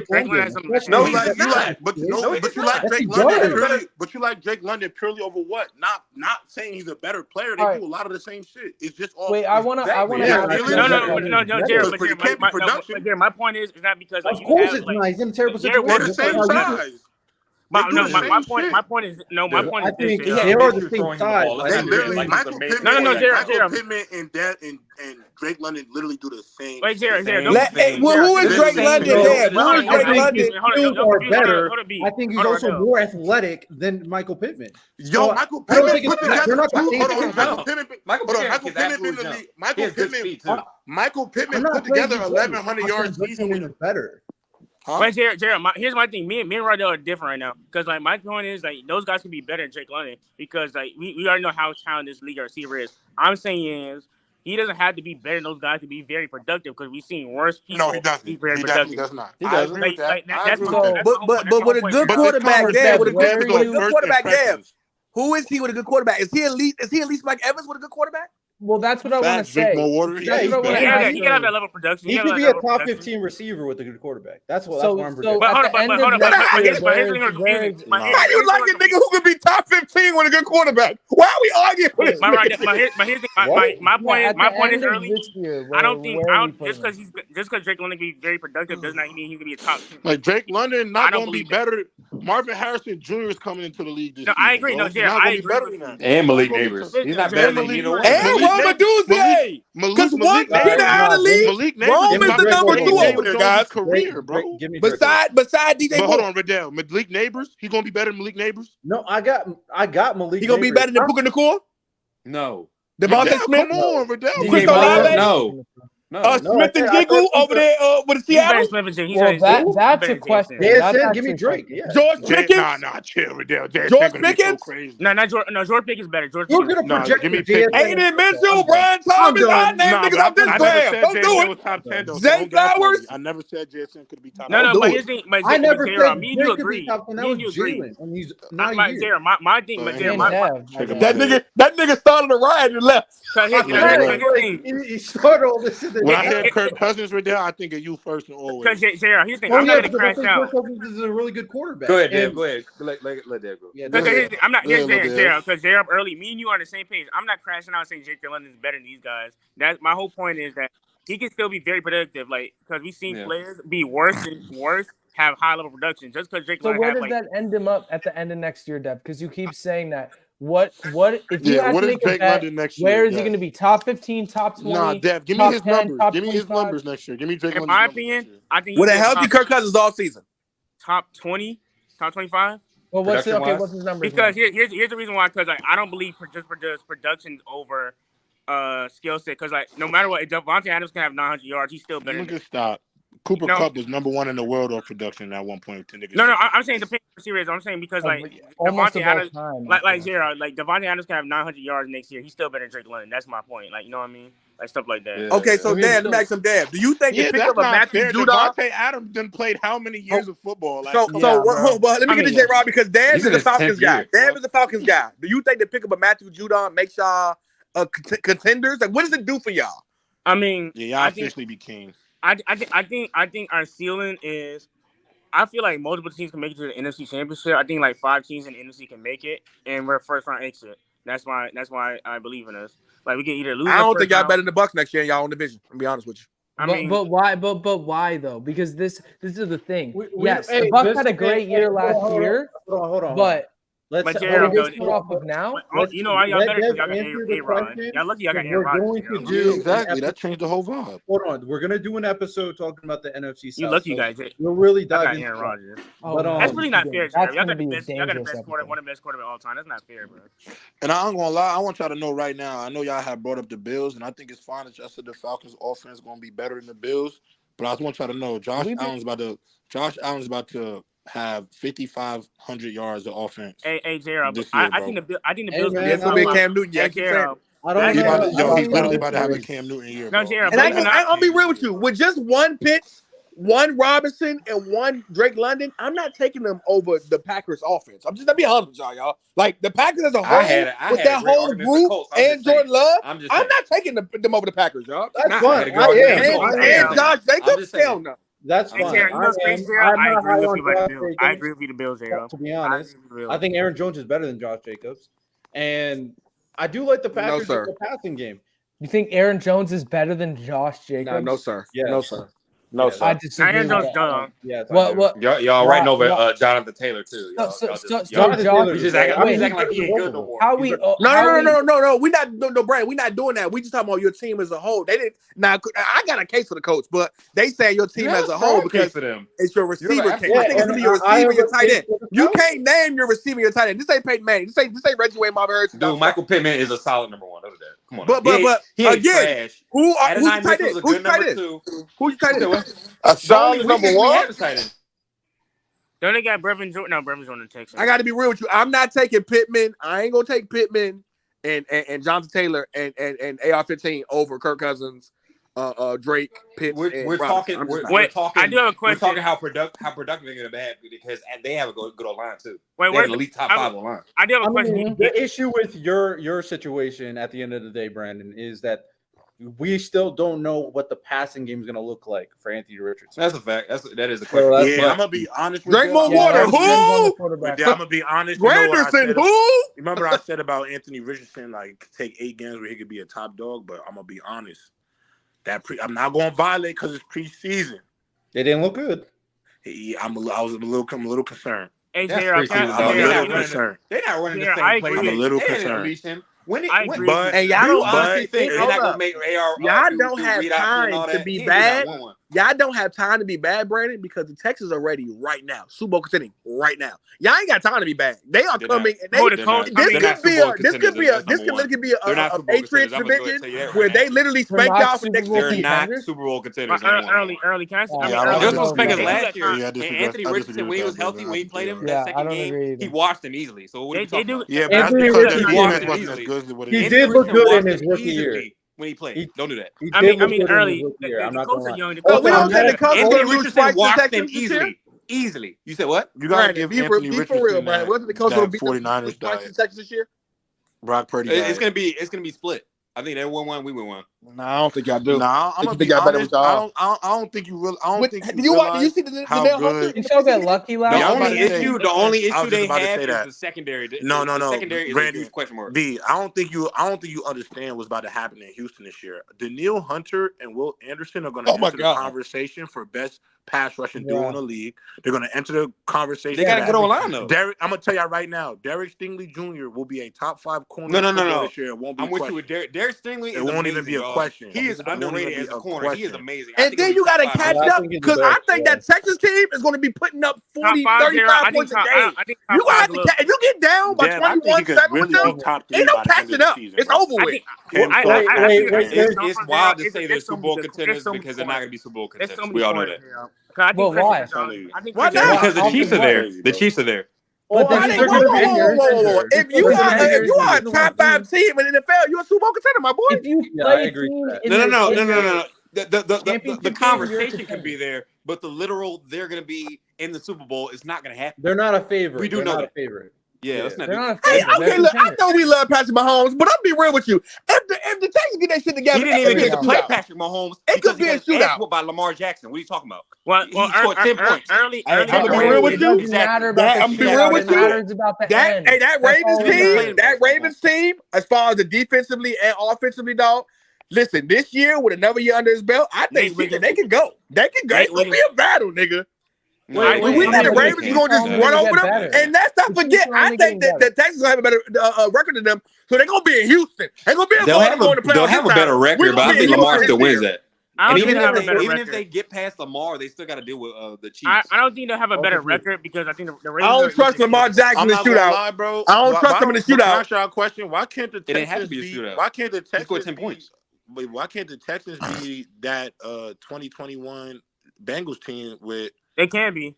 Joe Burrow and them. They're better than that team right now on paper. They're better than that team. That was the most That's win that ever my happened. point. That's literally my point. Texans definitely, in my opinion, tops all of them. Mahomes They should not been in there. We all know that. Mahomes did choke, but like Joe Burrow also handled business every time he had it. Yeah, you don't think PJ handling business? I think I'm with we you. talking about 2021. I'm Y'all interested. tripping, dog. I'm interested. He's ready, dog. The thing about You ain't like them 3 touchdowns versus Myles Garrett and them? CJ Stroud dismantling CJ Stroud went amazing against the Browns. I agree, but when he did play against the Ravens, they smoked the Texans. Best defense in the league, by the way. In the playoffs. Yeah, I am curious. Can I give him rookie tax? There's no rookie tax on that. Wait, Gerald, can I also That's say- why But you can go that other route though. Now they have. But why did the Now they have. I say the only difference, Gerald. I think the only difference. I think what they're gonna want, what it seemed like to me, because the Ravens actually have a really good pass rush. So if they go up against the Ravens because they have the same type of pass rush, we're see how it goes again because it's going to force. Why did the Chiefs really half of their pass rush now plays for the Panthers? So let's relax. The Ravens lost it. Yeah, the Ravens lost a lot. They lost Patrick Queen. They lost Clowney. They lost some pieces, y'all. They definitely did, though. I agree. Clowney was a pass rush. Wait, early. The thing about the Texans, they lost one person. Yeah, the thing about the Texans, they're not gonna catch nobody by surprise. Like I think people expect them to be really good. So I think there's a difference between them and the Bengals. Right. No. But I have a question because my thing is, how did the Chiefs really beat the Ravens in that game? Yes, Patrick Mahomes played well in the first half, but the defense held it together in the second half, and that's what really decided it. Okay, so we just talked about the improvements that the Texans made. If the defensive head coach, if they show signs of improvement, and the Texans, Michael, I'm gonna say this: the Texans have a great O-line. You can finish now. The Texans have a great O-line too, by the way. But you can finish. I'm just saying, I don't see why they couldn't contend because if their defense can sustain it, then what's the difference between the Chiefs and the Ravens this year? I understand. Who's covering Nico? That was because of the defense. And Stephon. Who's covering them three? Mike, can I say this? Can I say this? Can I say this? It is going to be the key. The Texans, Mike, can I say this? The Texans can beat them, but it's not a guarantee. I feel like y'all talking it's definitely not close. It's not a guarantee at all. Okay, that's the thing. I think. If anything, they're looking up at them, bro. If anything, that's gonna be uphill battle. Let's not do that. Y'all giving them the Super Bowl already. Okay. The only way the Texans lose to the Ravens if the Ravens dog it out and literally run the ball with Derrick Henry. You know, they drain that I hope down they have to play in Arrowhead. But if it's a back and forth thing, no. Well, I don't think in Arrowhead, the Chiefs will not have a better record than the Texans this year, dog. They will not. They absolutely will. What you mean? They won't. I mean, okay. It's a maybe. But also, just to put this out there, when the Ravens played the Texans, the Ravens had like 200 rushing yards against the Texans. Yeah. So to say they can't do that again when they play the Texans is a little faulty. That's the thing about the thing about the Texans. The Texans they love to score quick because they have a high flying offense. And their rushing game, even now that. But the Texans, they talked about surprise last year, but that defense is better now. That's the thing. That's what I'm saying. Those high scoring plays, those big plays, are not going to be there as frequently. Tank Dell was out. Tank Dell was out. Tank Dell was out, and they added Stephon Diggs. What are we doing? Oh, don't forget about the Jets. The only reason they went last year is because the Jaguars absolutely wet the bed. They had the game. They were up by 4 games. He is right. Easily about to go into the playoffs, and they absolutely wet the bed. They self-destruct. You're on mute, Mike. Mike, you're on mute. Mike, Trevor Lawrence was hurt. Yeah. Mike, you're on mute. Mike, you're on mute. Mike, you're on mute. Okay, so I do want to transition. I don't fully agree with hold on. I do want to transition because we've been on this because we want us to do the division stuff. Also pointing out there, Hassan Reddick requested a trade. We'll see if that happens, of course. No, he rescinded it. He rescinded it. I think. Oh, he rescinded it. Okay, he rescinded it. He's probably going to get paid. They weren't going to trade him anyway. Yeah. And JJ McCarthy is out for the season for trying to repair his. Name the other Vikings players. Name the whole crew. The whole crew banged up. Honestly. A lot of people are getting a little. My boy Jordan Addison. Oh, we don't know we don't know how long he's going to be out. But man, that's sad. But he did get carted off the field though. He did get carted off the field. He said it wasn't serious. I'm definitely drafting Justin Jefferson, by the way. Wait, no. You guys sleep on Jordan Addison. He was absolutely phenomenal last year. Oh yeah, I agree. Phenomenal. Another guy I'm taking over Drake London, by the way. Exactly. Another guy I'm taking over Drake London, by the way. Look, I will say I'm not engaging with that. But okay, so I just wanted to put that news out there so we can move on to the topic. AFC East, NFC East division previews. I do want to start with the NFC East. Now, instead of just making this like a simple, let's start the AFC East because the NFC East is boring. Let's start the AFC East. All right, AFC East. So instead of just making this a simple, this team's going to be better than that team, because I feel like we've done a lot of that already. Right. What is your agenda for AFC East? What are you going to be looking at? No, I'm sorry, switch it around, Vidal. Let's do NFC because AFC is actually lit. NFC's they're boring. NFC East. What is your agenda for the NFC East? I mean, if we're doing NFC East, you already know mine. Are we going team by team or just one? What is your agenda for the NFC East in general? I mean, that's my thing right now. They're gonna be one of the more weaker divisions, honestly. It will be honest. Yeah, other than the Eagles. Yes. I like that early. I like that you said that. Yeah. I 100% agree. What is the thing that you expect? What is your agenda? Let's really talk about some things that might happen this season from the NFC. So, let me hear from Hefe. Let me hear from Hefe and Mo because they've been kind of quiet. Hefe, you got anything on the NFC East? All right, yeah. Could be a prediction. Anything. Hefe, Mo, these two niggas, man. Yeah, I'm waiting on Hefe. You go ahead, Mo. He's not going. Go ahead. Go. I mean, look, Mike already helped y'all understand that I don't really care for the AFC, but I'm gonna just say NFC. You're in the NFC. Oh well, I think that I don't know, man. It's unpredictable right now. I can't really say because it's not something I don't know, man. I think this point period. I think the Texans gonna run it. I don't think that. I think it's gonna be the Chiefs and the Texans, man. So, No.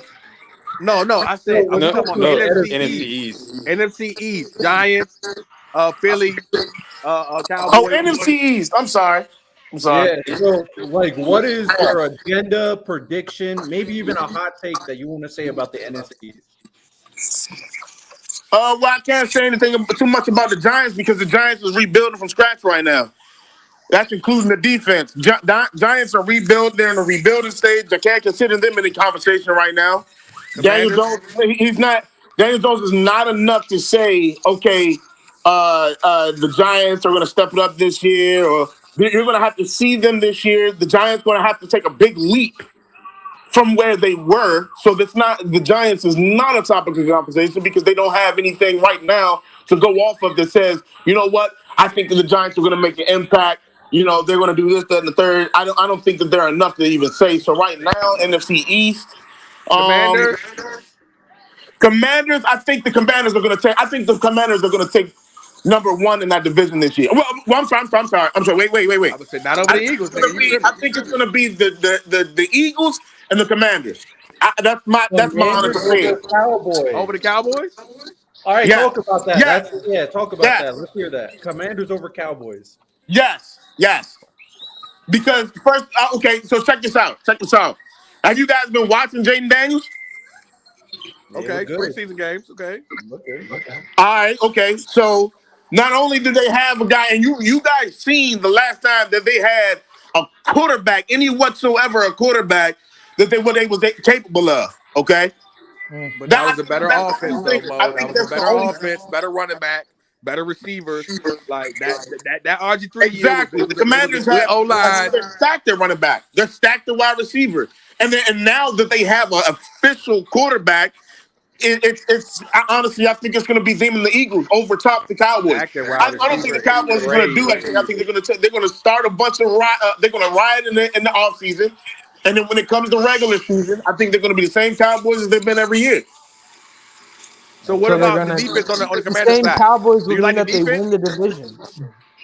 Say again? You like their defense. You like the Commanders' defense. That's what you're telling me. I like the Commanders' defense. I do. But now they have an offense that can complement that defense. Like smoking coke. Sorry. So you like what is it that the Commanders don't have that right now an elite team doesn't have?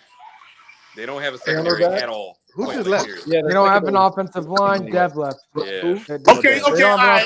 No, and they have an average offensive line. No, they have an average offensive line. Here's the thing about Jadon Daniels. It's one of the Jadon worst Daniels is not as polished as RG3 was coming out of the draft. That's number one. Chances. He's just as thin. He is a very thin. Who we think is better though? We like Jadon Daniels over RG3. RG3 was absolutely definitely. I think Jadon Daniels is going to be better than RG3. Jadon Daniels is going to be better than RG3. RG3 had a quarterback. He had a coach. He had a coach behind him. So Mo.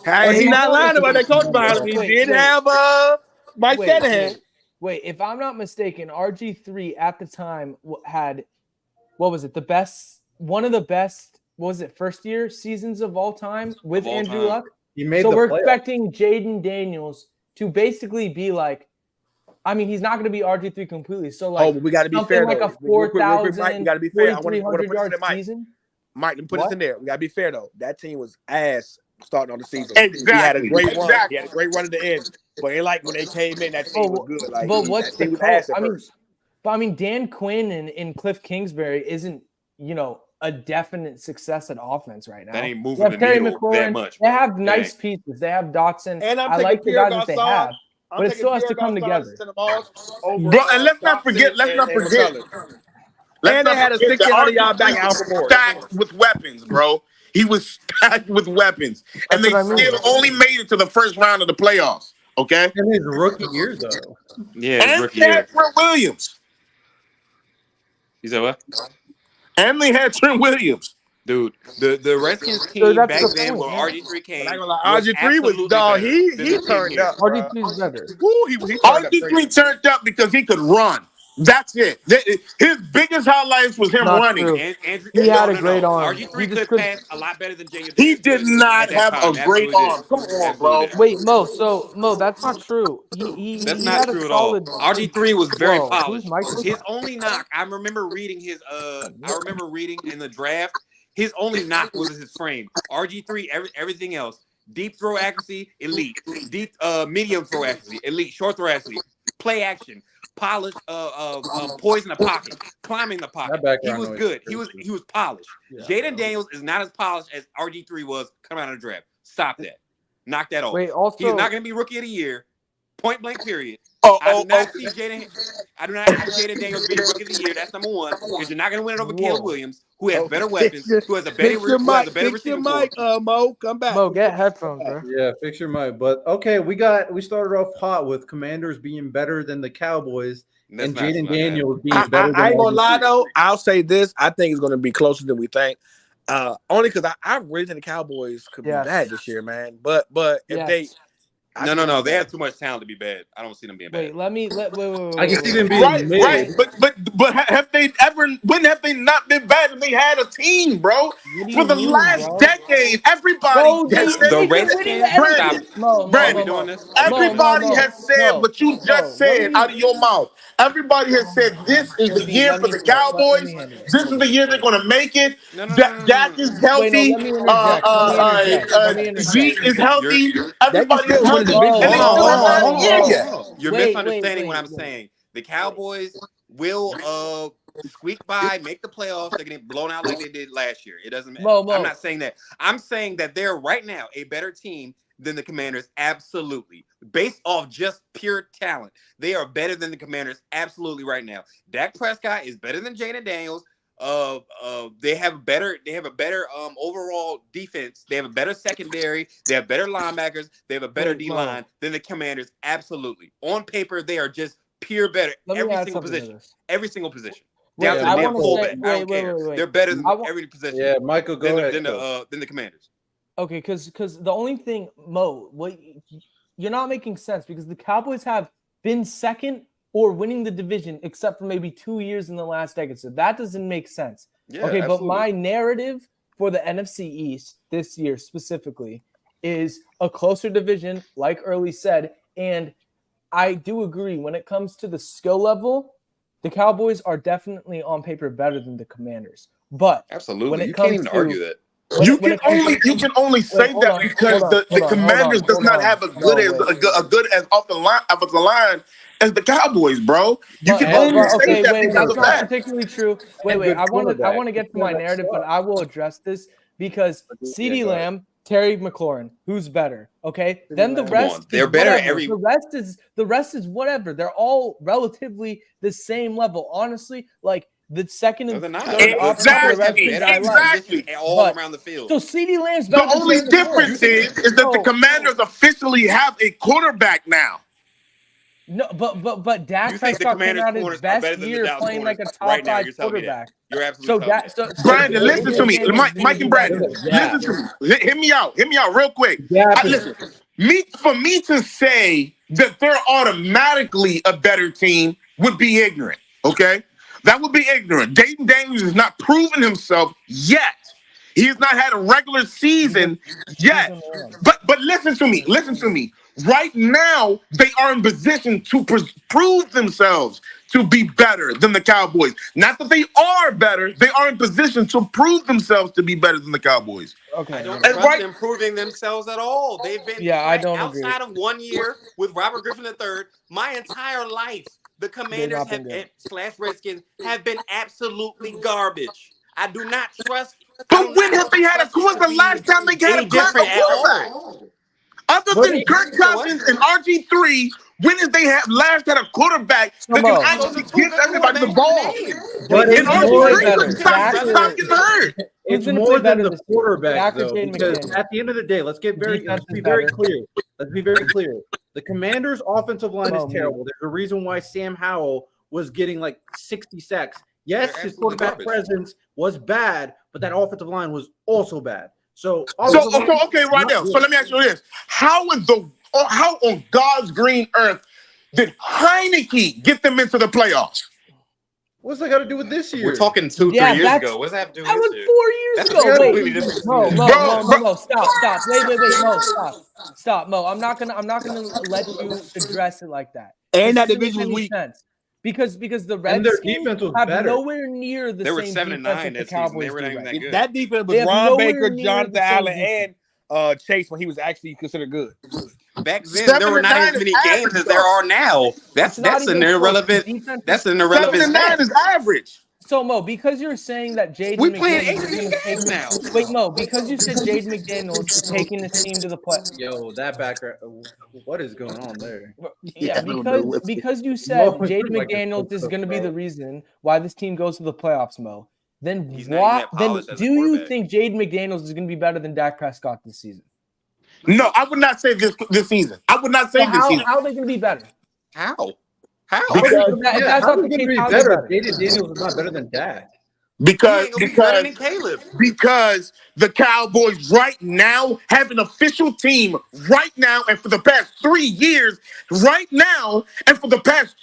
have had a team to get to the championship, and they did not. The NFC East every year. Within those years, except for one, and they were second. But we're talking about getting to the Super Bowl, though, Mo. We're talking about better in the division. So they're going to be third. The rest are going to be third. The Cowboys will be. But tell me, can someone explain to me what the Cowboys does not have that could have helped them get to the championship right now? But we're talking about who's going to win the division, though. Not relevant. Mo, why are you shifting the topic? Can I just say at the end of the day, let's like I said earlier, the reason why we're saying the Cowboys are better is because the talent, like Brandon said earlier, the talent is way better. Offensive line, secondary, quarterback, defensive line. A lot of I would say the Commanders have more receiving weapons because I do like Jahan Dotson and I do like Scary Terry. But Brandon Cook is not a slouch, and CeeDee Lamb clears all of them.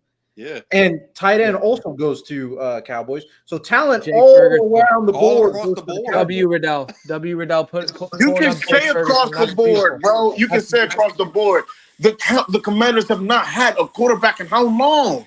Wait, can I help Mo here? I'm actually going to help Mo here so I can push my narrative for this. I'm going to segue it off from Mo.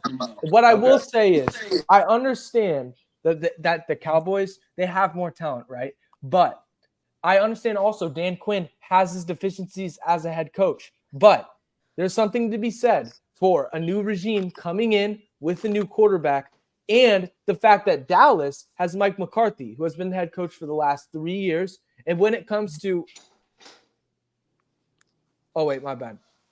Sorry, I'm getting a call.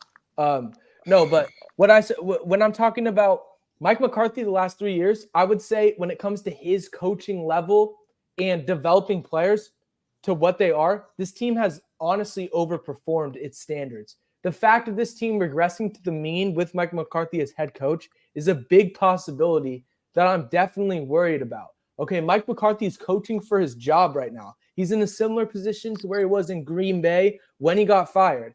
And I personally don't have confidence in this coaching staff to put it together this year when you have contract like the football team is in a very good position when it comes to the leverage they have as just like, let's just play it out. There's no pressure, contract extensions. Jaden McDaniels just signed his rookie deal, whatever. You know, the Cowboys are on the final stretch. This is it for them. So that's the only thing. There is a possibility for the Cowboys to implode, and I think it's higher than any year in the past 3 or 4 years. So I will take that off of Mo and say that I do agree a little bit, but I do feel like his argument was a little bit disingenuous. Okay, yes, it's disingenuous, right? But the only thing you can say about the Commanders is they have no offensive line. What else can you say? I said more than that. Oh, they terrible. I think terrible all What around. is it, Waddell? Tell me what else is it? Because the Commanders, they have every piece right now other than the offensive line, which is about 85% of the team. It's about 85% of the team. Hold on. They will not be as successful as the Cowboys, considering they will not be as successful. You want to say that they'll top the Commanders? Okay, that's the conversation we have. Because the Commanders does not have an official offensive line yet. They have not built in the trenches yet. So we can say that they don't have defense that they have that's on par with Micah Parsons, Trayvon Diggs, and Bland. Go. Okay. Don't worry. I mean, it's time. Go ahead. Okay, so you pulling the defensive card. I'm talking specific offense right now. I'm talking specific offense. As far as offense, offensive tackle, a center that they have on par with Zach Martin. Go. I mean, you got it. You got it when it comes to defense. So, hey, we good. Across the board, they are a better team on paper. And they still have not proven to be that much better than them. If I become their head coach today, they can still win 9 games. The Commanders have been awesome. Bro, you're talking about, but is it 9 games? But is it 9 games? I've never been a head coach in my life. I can win them 9 games just off talent. So hold on. Let me ask you a question. If you think that if they would have drafted Jayden Daniels, he would not have outdid Dak Prescott? What? Do you think that had the Cowboys had drafted Jayden Daniels, that he would not have outdid Dak Prescott? Considering he still has not started yet, considering the season has not started yet, do you think? What? I don't think so. But I think it might be closer than we're making it out to be. Wait, because I will say, Dak Prescott out of college and in the combine was not good. No. I mean, the combine doesn't really matter as much because the combine, there's been a lot. I mean, come on, guys. Tom Brady got drafted in what? His draft stock dropped, and he came in what, the 5th or 6th round. No, Mo, I'm not talking about. I'm agreeing with you, Mo. Literally, Xavier Worthy got drafted in the first round. We can move on. All right. Let me say my agenda. Very simple. You see this guy right here? You see this guy? This dude right here? Malik Neighbors? Yeah, my agenda is very easy to understand. He said that there's no way he's missing week 1. I know about the injury. He said there's no way he's missing week 1. Right. Despite Daniel Jones existing, Malik Neighbors, my agenda is he will be the best receiver in this draft. Don't quote me. That is my agenda. Dude, is he paying you? What's going on? Like, why are you getting a sponsorship from him? Oh, that's I'm just saying it how it is. I'm saying when a dog exists like Malik Neighbors, you congratulate his greatness. He's about to be an absolute demon. They're just gonna say, "Here, ball, put it in your hands," and Malik Neighbors is gonna make everybody miss and run for a 70-yard touchdown. That's just what's gonna happen. He's a clean route runner, really good hands, and a yak demon. You know who was a clean route runner, yak demon, and really good hands? Brandon Marshall. Let's watch some film on Brandon Marshall. I'm gonna advocate for that shit every single show. Advocate for that shit. Wait, Riddell, I have a question for you. I have a good. Brandon Marshall is good. And Malik Neighbors will be better than him. This love that you have, Malik Neighbors have. Brandon Marshall was absolutely the guy. I don't know what it is with you and Malik Neighbors, bro, but you love that guy, dog. Wait. Because he's gonna be him. Like, I'm not exaggerating. He's literally. You know who was him? Brandon Marshall. Let's put on the tape. Riddell. I want to get a question. I want to get the full spectrum. Hey, that bet against Early still on. Hey, he's healthy early. Neighbors. I don't care. You know who else is healthy?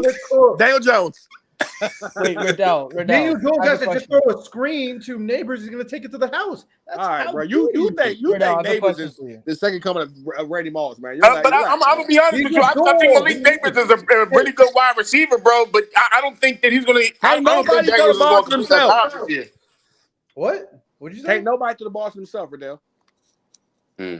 Huh? Unless it was Brandon Marshall, because he was seriously putting up some numbers. Unless it was Brandon Marshall, that's the guy. Right. Well, Neighbors is about to do it, and a very interesting stat. Obviously, we know he's fast as hell. The second fastest person in college after Xavier Worthy was Malik Neighbors on the field. Hey, he's about to cook. On the field is crazy. Who told you that? Who told you that stat? So Riddell. I was watching this sports podcast, and they were tracking the average speed, miles per hour, of when you have the ball in your hands and how fast you're running. And number 1 was Xavier Worthy, and number 2 was Malik Neighbors. Riddell, if you had to guess, I have a question for you to get the full spectrum of this. Well, will he be better than Marvin Harrison? Would you put if everything goes right, is Malik Neighbors a top 15 receiver by the end of this season? Hell no. What goes right though, Mike? Oh, he's got that going. If Daniel Jones learns how to throw the ball past 20 yards, if he learns how to do that, all right, hey man, we might have a rookie top 15 receiver. Okay, wait, early. My question for you though is like, let's say with Daniel Jones plays the way he's played his whole career. Malik Neighbors gets 1,100 yards, let's say. Where would you put it? Like, is top 15 reasonable to say with Daniel Jones at 1,100 your rookie year? That's all I'm saying. If he performs to that level, I think he should get credit. I'm not saying it's going to happen. 1,100 yards, I owe Riddell $2,200. So I don't think that's going to happen, honestly. And I'm not going to. No, but I'm saying if it does, though. He still because do we think Garrett Wilson is the top? Well, maybe so. Maybe so. Garrett Wilson's top 10. Or maybe not top 12. Puka Nacua was top 15 his rookie year. Come on, don't do that. But Daniel Jones is not going to get Malik Neighbors the ball that much. Give him that type of room as a wide receiver.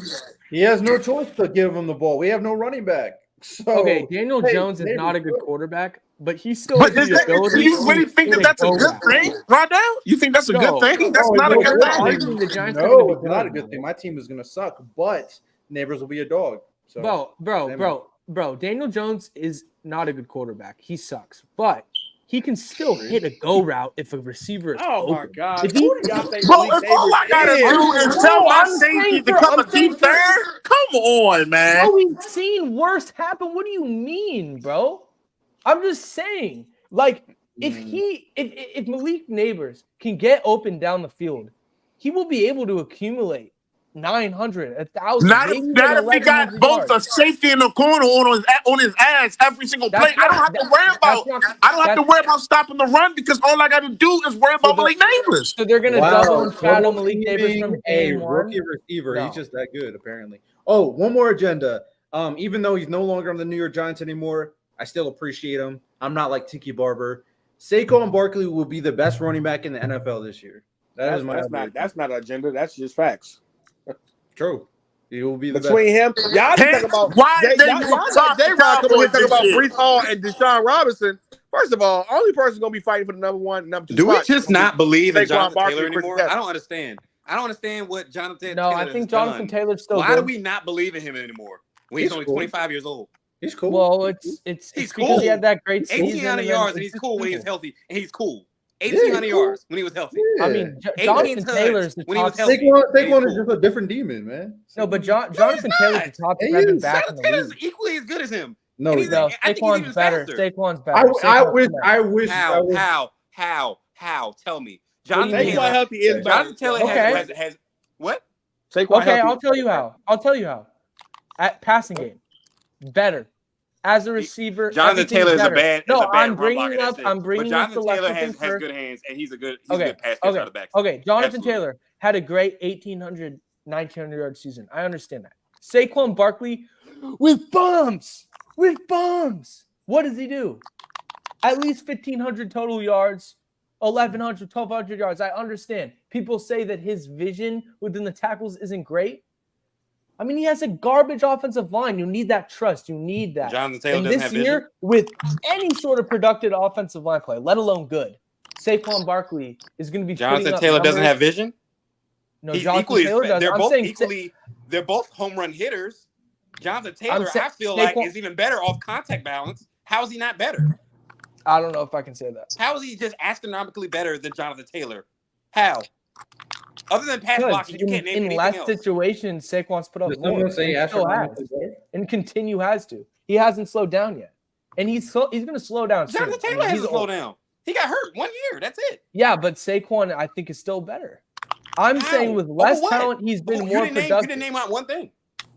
What do you mean? Other than fucking pass blocking. I'll give you that. I didn't say pass blocking. No, I didn't say pass blocking. One of the worst pass blockers I've ever seen. But he's a fucking great pass catcher out of the backfield. He has great vision. He has home run hitter speed. Yeah, but Brian, he's not better than those. He's not better than Saquon, does that as good, if not better. Besides, you're not naming how he's better. You're not naming that. You're talking about better than Saquon Barkley? I'm literally telling you how. What do you mean? Name one attribute that he's better than other than pass catching. I mean, pass blocking. I said breaking tackles. I'm talking about Jonathan Taylor can't break tackles. Jonathan Taylor was the last running back to have 236 yards. Pass catching. What are you talking about? Pass catching. Saquon is way He's better. Not a better pass catcher than fucking Jonathan Taylor. You're out of your mind. I don't want to talk to you if this is what you're going to be. If you're going to be a Colts homer, then we can get off the topic. I'm not because being. You're telling me that Jonathan Taylor is equally Saquon Barkley is better than Jonathan Taylor. I'm going to crash out like Trent right now. I don't want to talk to you. You're not going to be serious. No, I know you're not being serious. If you're going to say, I'm absolutely being serious. Jonathan Taylor is a home run fucking hitter. He had 1,800 fucking yards, bro. We're gonna really dispute that right now. You're gonna tell me I'm fucking lying. Explain how he's better as a receiver. I just told you. They equally are fucking home run hitters as far as speed. Jonathan Taylor has equally as good as fucking vision, and he's better off contact balance. Words, please. No, he's not better off contact balance. He's not better off. What are you talking about? It's hard to bring that man down. He's a tank. It's hard to bring Saquon down. That's why he produces with the garbage offensive line and no weapons, where he's the marquee guy for Jonathan Taylor had a garbage offensive line at one point. Just 2 years ago. He didn't put up better production and he was hurt. Okay, Saquon has put up better production with worse offensive lines than Jonathan Taylor has in his career. That is a certified fact. We can go through the numbers. Taxing him because he had a fucking better I line. can argue. Wait a minute, Brandon. You said yourself. Let me step in. No, we're going off numbers, though. We're going off numbers. You said yourself, Brandon. You said yourself. We're not going off numbers. Wait a minute, guys. Brandon, you said yourself that the Colts have a great O-line. So you telling me that if Saquon had the same Colts, I just said, you said it. So you telling me if Saquon had those same great O-lines, you think that the Colts got, he wouldn't be as productive or more productive? I'm not doing the stats joint. I'm talking about all pure attributes. They're identical. Oh, I don't agree to that. I think how Jonathan Taylor's a great running back. Obviously when it comes down to it, from what Saquon Barkley did, like few things that is very clear. He carried the Giants offense all his time, especially with a terrible offensive line and a terrible quarterback. So carry that offense to be even somewhat relevant. And despite that, obviously you got the home run speed. You know, Jonathan Taylor has that too. I'm not going to deny that. I think his cuts and his like first cut off of contact is better than Jonathan Taylor's in my opinion. I think that's crazy to say when he averages 5 yards a carry his career. I mean, he you just said we don't want to talk about the numbers. You just said we don't want to talk about numbers. Now you bring up numbers. No, but now we're saying like off of jump cuts and all that, and like he doesn't have vision when he fucking has that. So I've never said Taylor doesn't have that. He's better than that, and it's not fair. That's not a fair. Okay. I didn't say Taylor doesn't have that. I'm saying Riddell, I have a question for him. That's what I'm saying. I have a question, Riddell. I have a question for him. So, do you think Jonathan Taylor, at the beginning of his career, actually no, take peek. Do you think Jonathan Taylor with the offensive line, the weapons and the quarterback the Giants had through Saquon's best years, that Jonathan Taylor could produce better numbers than him? Do you think that? Saquon's best year, he had Saquon's best year, he had Carson Wentz. What are we talking about? What? He got that purely off of the O-line. That's it. Saquon had just as bad as a supporting cast as the Giants did. He had Carson Wentz. You mean Jonathan Taylor? You mean Jonathan Taylor did? Yeah, that's what I'm saying to you. Yeah, but he had equally as bad as a quarterback. Who was better? That's my question. Who Carson Wentz better numbers? Carson Wentz is still better than Daniel Jones. I mean, Carson Wentz was an MVP candidate. We're doing that. We're doing that. We're doing all 2 years before that. He was not the same person. This is also not true because Carson Wentz was an MVP candidate. What are you talking about? Before the injury, that was 2 years before he got on the Colts. What are you talking about? He was an MVP and he got hurt, and then the next season he threw 15 picks, and then after that he came. What are you talking about? I thought you were saying. What are you talking about? No, that's me. But that still doesn't mean anything because I'm still arguing that Saquon was better and he put up better production than Taylor would in that situation. He was and when Jonathan Taylor came in, that offensive line was good. So what do you mean? Okay, his offensive line was good, but he still was good. His offensive line was borderline elite. He had what's his name? Left guard coming in as a rookie, and that's when he played the best. First of all, they were elite, and what's his name is Quentin Nelson. You better watch him out, buddy. Go ahead. No, I love Quentin Nelson. I'm not disrespecting, man. I just couldn't remember his name on God. No, I'm just saying he coming in. He was two-time All-Pro. Being talked about as the best guard with Zach Martin, who was still in his prime at that point. Oh, so and they had other pieces. I'm not arguing that he didn't have a better O-line. That's perfectly fine. And I love Saquon, and I think Saquon's a dog. And Saquon is absolutely top 5. But Jonathan Taylor needs to be in that conversation too, is what I'm telling you guys. That's fine. Fair. No, I'm not. It's not fair to sit there and harp on him because in his last 2 years he was not healthy, and 2 years ago he had the worst offensive line in football. They just got back better again this year, and this year he was hurt. That's not fair to say. It's not fair to not have him in that top 5 argument. I think he is in the top 5 argument, but like my agenda is very clear. I think Saquon will be number 1 over Christian McCaffrey, over Bijan, over Jonathan Taylor. I think he will be. No. He can't. He all production easily because he has 2 number 1s at wide receiver. You got to account for AJ Brown and Devontae Smith are scary. And then you have Jalen Hurts. You have a threat of him running RPOs, and they still have a great offensive line. So number one off production. The offensive line better than the Cowboys. Wait. Wouldn't it be fair to say? that this year with the Eagles O-line versus what John Taylor does this year, this would be more of an even year to say what they're going to do against each other? Or to yeah, say, but like, the Colts O-line at that time was still better than the Eagles is now. The Eagles just lost their best offensive lineman or their second best offensive lineman. And they still have good pieces. What? Yeah, but still, you still have those scary you still have those scary receivers on the outside. That's what's gonna. You can't stack the box. You can't sit there. See when Jonathan Taylor had Carson Wentz, nobody's scared of Carson Wentz. You're gonna stack the box with Jonathan Taylor. Yeah, but there's times where you have a good enough O-line where stack the box doesn't even matter, and that's where almost. Does matter. Come on, now. That's not that. We're not gonna say that doesn't Dude, matter. I saw them stack the box against the Cowboys for years, and they're able to do that shit because their offensive line was so good.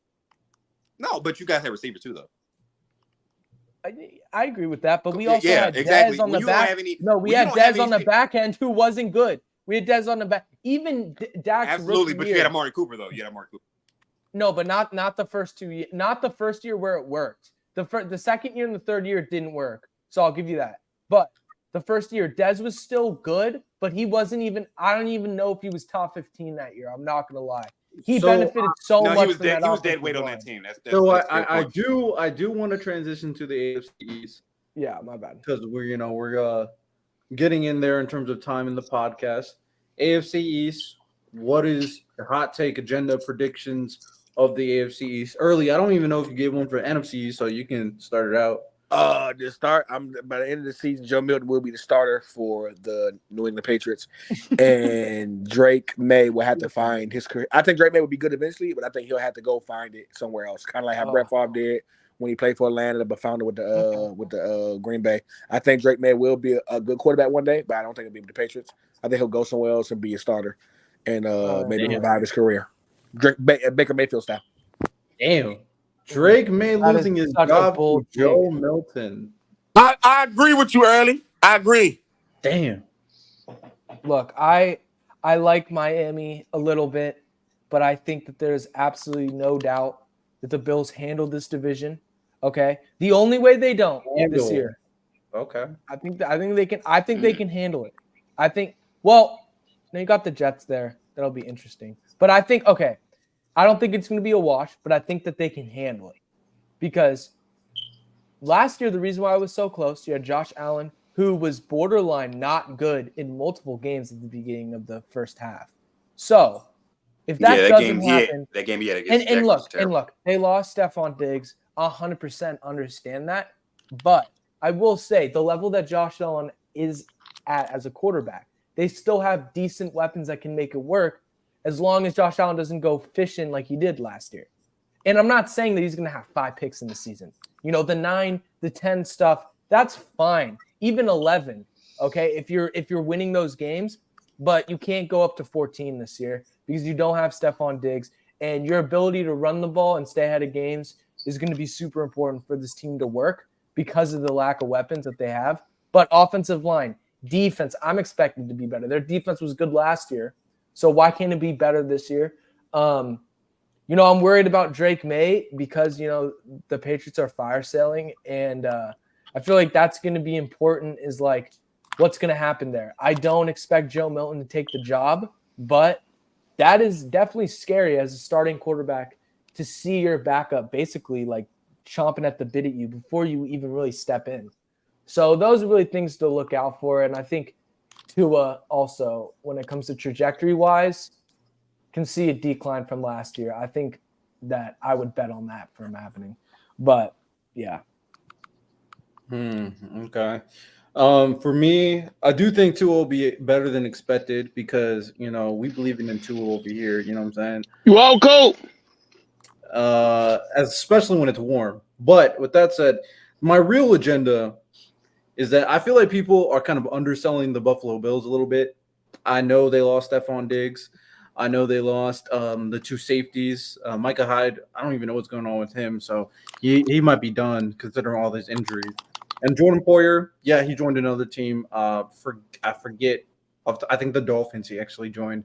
But, yeah, they did replace with Taylor Rapp. DeMar Hamlin apparently starting when I looked at the lineup, so that's interesting. But they still got – that's what I saw. I don't know what's going on. DeMar starting? That's what it says on the TFF. That's actually beautiful, dog. That's beautiful. Can't be mad about that. Hey. Wait. Why are they fully in trouble though, B?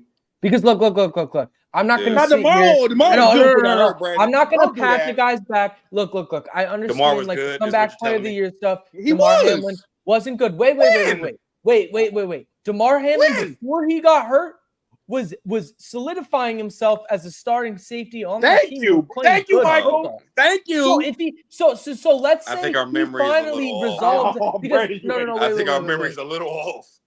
I don't think DeMar is a starter worthy. I'm sorry. I have to say it. He's not starting. He's not starting material. Brandon, he was the start. I think he was the starting guy on that team before he got hurt.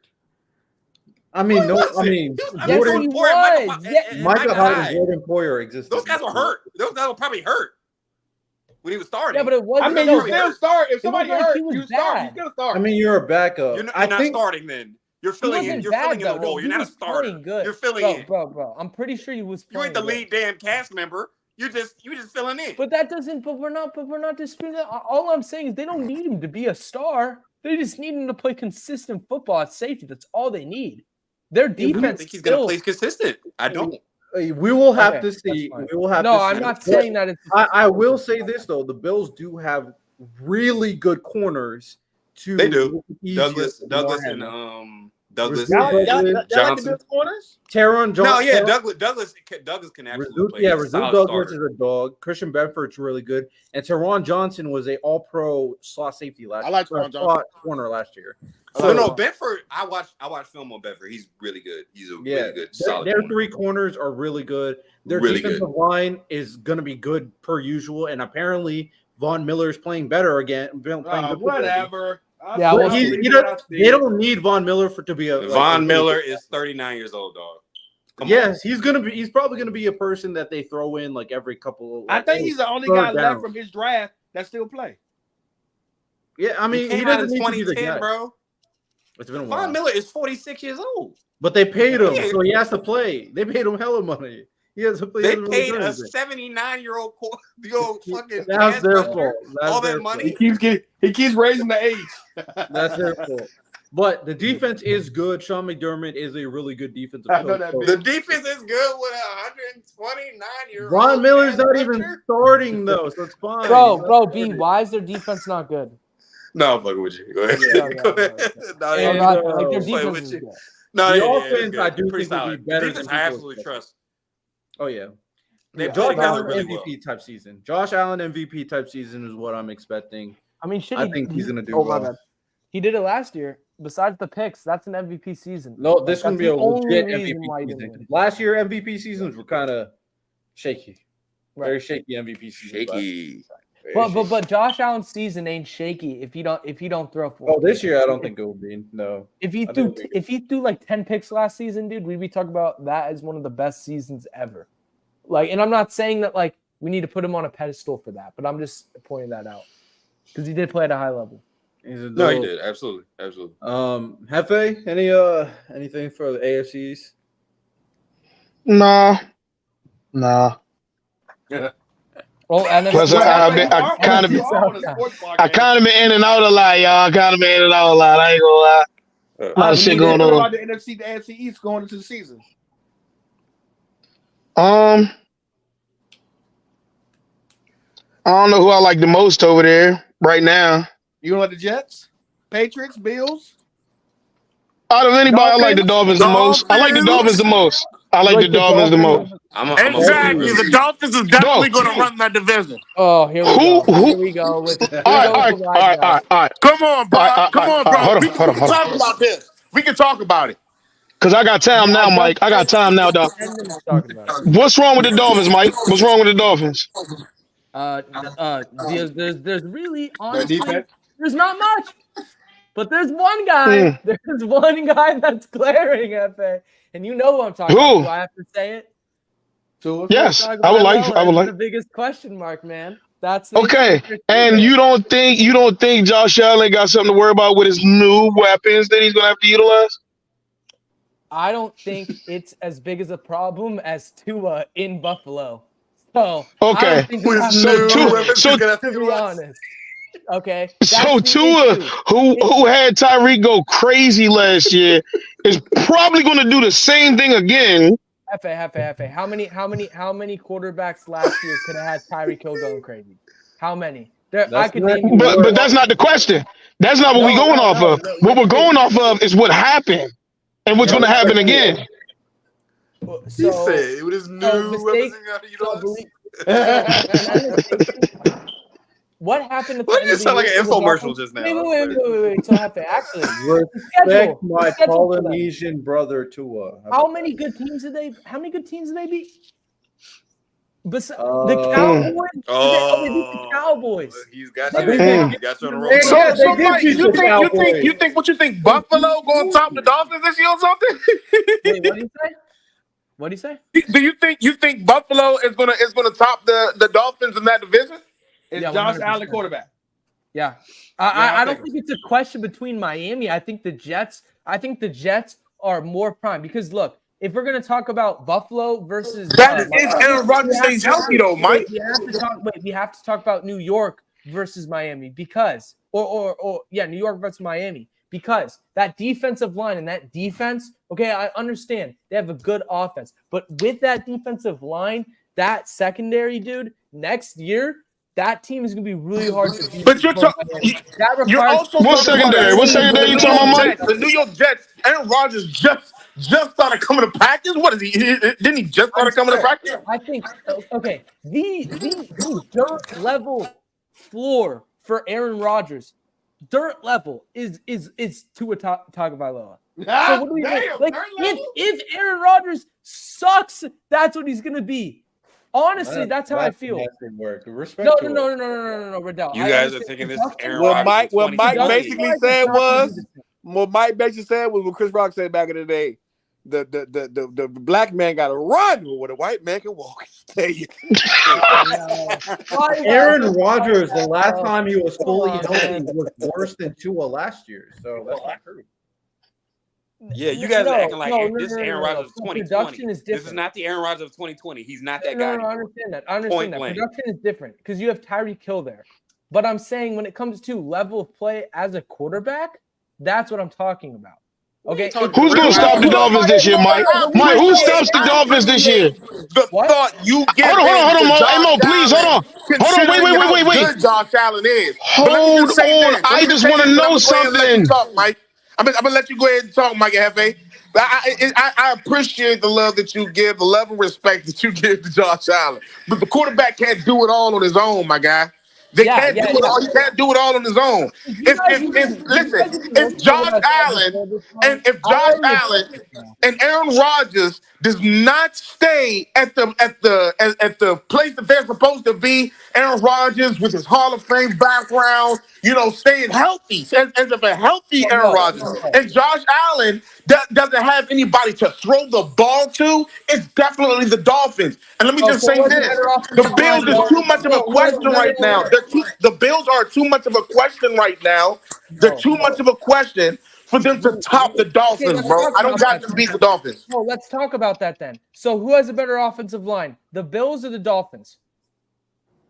I'd say they probably about just good. No, I'm saying the Bills have a better offensive line. They have better running backs, Dolphins. Running backs, Dolphins. Wide receivers, Dolphins. Yes. Defense. Dolphins. Bills. Yeah. Defensive line is Bills. I don't care what you say. Defensive line is Bills. Yeah, absolutely. Gregory Rousseau and all them. Okay. You got the defensive line. What else? Hold on. So we gonna go up on. We gonna let Phillips just hang out. What do you mean? Yeah, Phillips. What is his name? I'm forgetting his first name. Phillips. The edge rusher for the Dolphins. Bradley Chubb. I know who you're talking about, Bradley. Oh, Jalen Phillips. Jalen Phillips. Yeah, Jalen Phillips is a dog. And we gonna act like he's not good as Russo. They're hurt. He's not as good as Russo. He's not close. And he's coming off of an ACL injury. It's second, right? And they don't have an Ed Oliver. Wait. Okay. I give you that. They don't have a D tackle. They just let their guy walk. But they still have Bradley Chubb as well. Jordan Poyer isn't the same Jordan Poyer. Bradley Chubb is a scrub.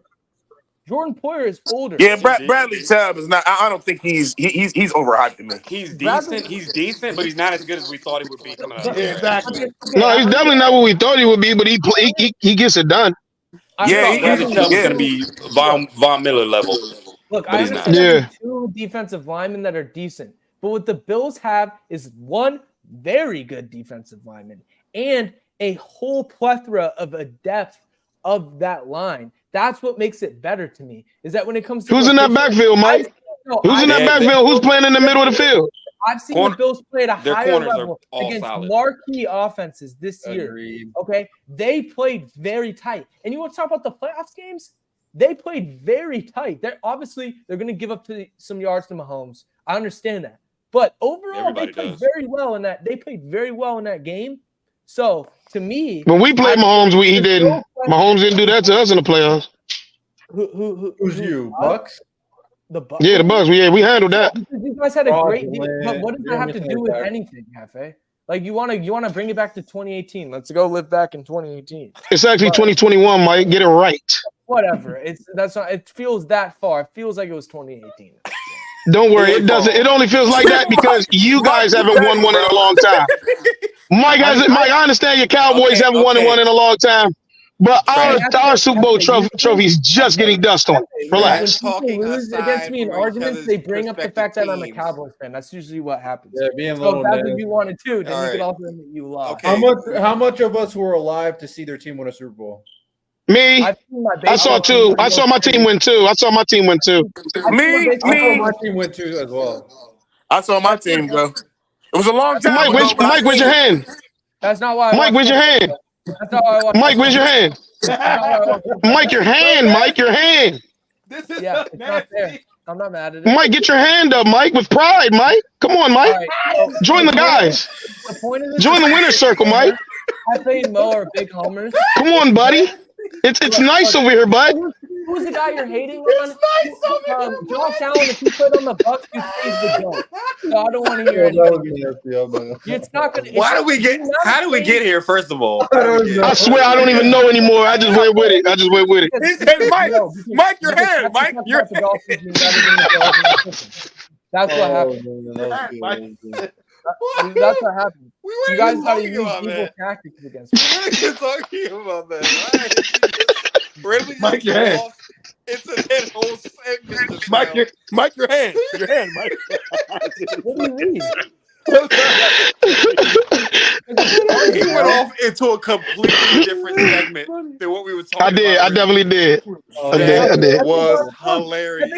Wait, so what are you all debating? Bills versus Dolphins? Yeah. Bills versus Dolphins. I was saying that the Bills clear defensively. They clear. I don't care what you say.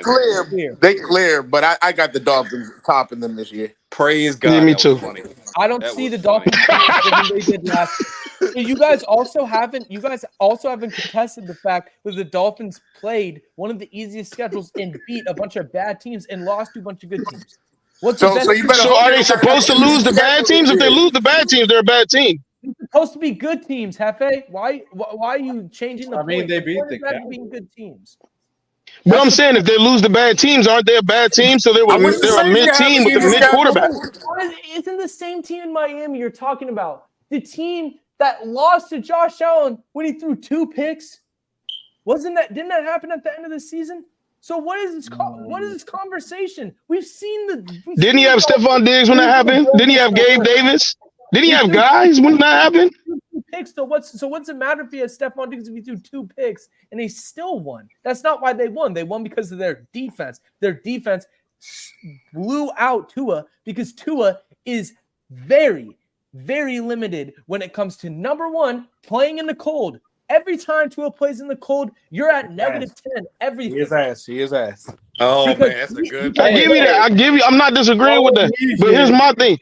Don't like the cold. You can't blame us. Brian is such an instigator. He got you there. I gotta agree with a good point. I'm sorry. Right, and I give him that. But that was not only was that last year, that was also when he had guys. He's not going to have them guys. And guess what? Tua's going to have the same guys going into this. And I guaranteed you this. Let him throw 2 picks this time. Let him throw 2 picks this time. It's going to be a different ball game, bro. He came in with firepower. You're talking about taking away a guy's right arm and asking him to still get it done. Stephon Diggs was a top 5 receiver last year and played like it. Like, what are we talking about? Stephon Diggs had his issues too, Hefe. And also, but wasn't he a number 1 receiver? Guys, he still put up 1,200 yards. He wasn't low. We can't act like. Oh, okay, thanks, Brandon. I thought we forgot about that. I thought that slipped. We act like Stephon was just a complete fraud. I was like the first half of the season. The way Mike talk, I thought he only put up 800 yards or something, bro. No, but he wasn't. It's a down year for Stephon's prowess, but he's still good. He wasn't top 5 though. This year he was. Let's see what he does. Let's see what he does at home now. Even being top 10 in this league, numbers-wise, you're still pretty damn good. Yeah, Hefe, are you expecting Josh Allen to have a similar season where he struggles very heavily at some points and loses them multiple games like he did last year? Because I think Josh Allen is going to have a worse learning curve than Pat Mahomes had to have last year. With better guys. Josh Allen's been through his learning curve. You could argue last year was his learning curve. What do you mean? Josh Allen's been in the league for a while. I don't know if I agree with his learning curve was like his second season. So y'all don't think Keon Coleman is better than fucking I'm sorry. Y'all don't think Keon Coleman is better than Tony last year? Kadarius Tony? What? Yes. Are you trolling me? Are you trolling me right now? Hefe, where are you going with this, man? Look. All right, let me go ahead and say it. Kadarius Tony couldn't hold on to the ball. Kadarius Tony couldn't catch a blanket last year. Oh, that's what I mean. And I'm more than sure Keon Coleman is going to be able to catch some balls. And I think with the new receivers learning, being in the NFL, taking on that learning curve with the quarterback who's going to have to learn to play with guys who haven't played at that top level, who's going to have to lead them there, I think that's going to be an issue for Josh Allen. Unlike Pat Mahomes last year, he brought those guys to the occasion. And even with drop passes, and let's not forget, he won the big one last year, bro. With guys, with dragging guys along. Josh Allen has struggled. Josh Allen has struggled with guys that were number 1 guys, and he couldn't beat Pat Mahomes at all. He's beaten everybody else. Stephon Diggs didn't do anything that game, and he also that's not fair because bringing up the Patrick Mahomes point is nasty work. Yeah, look. All I'm saying is, of course, we all know he can't beat Pat Mahomes. We all know that. That's my point. But he doesn't have what he had the times he's lost to him. So you expect him to do better now? That doesn't make sense. That logic is flawed. We're gonna act like we have some common sense and say, okay, let's act like the guy's gonna have a learning curve this year. Pat Mahomes had to deal with it, and he's considered as one of the GOATs. He's definitely gonna have to deal with it, and I guarantee you, Josh Allen's gonna have a harder time than Pat Mahomes did. I can agree with not having that safety blanket in Stephon Diggs. I can agree with that. But wait, early. It's not just that because you're limiting the discussion down to one player when you have young players all around. You have not one player. He lost Gabe Davis as well. Let's not act like he lost. Listen to what I'm saying. You have Dawson Knox, Dalton Kincaid, both young players that have showed prowess that can be better when you give them an opportunity. You have Shaqiri, who's not a number 1 or really number 2, but he can run routes, and he's played with Josh Allen for a full season. Mike, just listen to what you just said. You named 2 tight ends and a receiver who's not a number 1 and expect this guy to win. That's literally what you just said. You said he's going to win with 2 tight ends and a receiver who's not a number 1 or a number 2. A great defense that's arguably – well, that is definitely the second best defense in that. This is the thing. You guys are arguing for Miami. I would agree with you a little bit more if we're talking about New York. You guys are talking about Miami. You're talking about a quarterback that you haven't addressed, has not won any premium games, folds every single time except for Dallas. Once. What game? What you said? You said you would agree with New York. Best defense in that division, and he still failed the way he did. Mike. No way that you think that the Jets are going to have a better season than Miami with all this. Because the Jets ain't never put up 50 points at all last year, B. No way. I think Miami's going to be 3rd this year. I do. Oh. I don't see. No lower than 2, man. No lower than 2. I don't see it. There's I don't. too much Dude, you talent guys on that are roster. also No way like- you think that. No. You guys are Buffalo is also number one. acting like this division is the same division that it was in previous years. The last year especially, right? Who was in that division? The Buffalo, as I said, wasn't good at the beginning of the season. The Dolphins had the opportunity to run away with it at the beginning of the year. This year, regardless of the turmoil with the Jets, they still have talent, and you're still going to have to play them. So that's what I'm saying. It's different when you have two marquee teams with you. That makes it 3 teams. And all I'm saying is out of all those 3 quarterbacks, Tua has played worse against good teams out of any of them, and there's no evidence to push anything else further. And But that's all you can say, though. You always say that Tua doesn't play good against. That's the You only said thing there's no evidence to push anything further. You said there's no evidence to push anything further. What evidence do we have that Josh Allen's going to ball with the guys he has now? Everybody else but Patrick Mahomes. So No, Mike. Hold on, Mike. You're getting away from me now. You're getting away from me, bro. I'm losing you. What evidence do we have right now to say Josh Allen is going to do what he did last year with the guys that he has now? What evidence? The fact that the run game is going to continue to get better. The offensive line is going to continue to get better. The guys I named are going to get better. The defense will be better. Mike, you're bringing up points from last year. You're bringing up points from last year. I'm telling you, look. I'm talking about this season. I'm saying they're going to be better, Hefe. What do you mean? But how do we know this? What evidence? Show me substance. What stats have they put up that they're better this year? Because players progress when they're young and they show prowess. That's what I'm saying. I'm saying that these guys that they've been relying on, besides Stephon Diggs and on the defense, are going to continue to improve. So the fact they lost Stephon Diggs isn't going to completely. And Gabriel Davis. Hefe, do you believe that Buffalo has no chance to win this division? That's what you're saying. You're essentially talking that Buffalo, 0 chance. I do. They're going to be 100% third. Here's what I'm saying. I watched Miami put up points last year. I watched them perform last year. Even with the mid-ass quarterback, even with the mid-ass QB, I watched them put up points. Huh? I said, and Miami. Dude, Prodigy, Miami's team was not all hurt. They had key pieces on their defensive line hurt, but the reason why they lost wasn't because of those injuries. It was because of Tua. Stop letting that blind you. It's because of Tua. So, look, and I'm not saying that they're trash. That's not what I'm saying, okay? I'm not saying it's a clear with those teams, but if I had to bet on it, I would think that Miami would be third. That's my point. Third to who? Third to who? I don't see Tua performing against those defenses. I just don't. Third to who, Mike?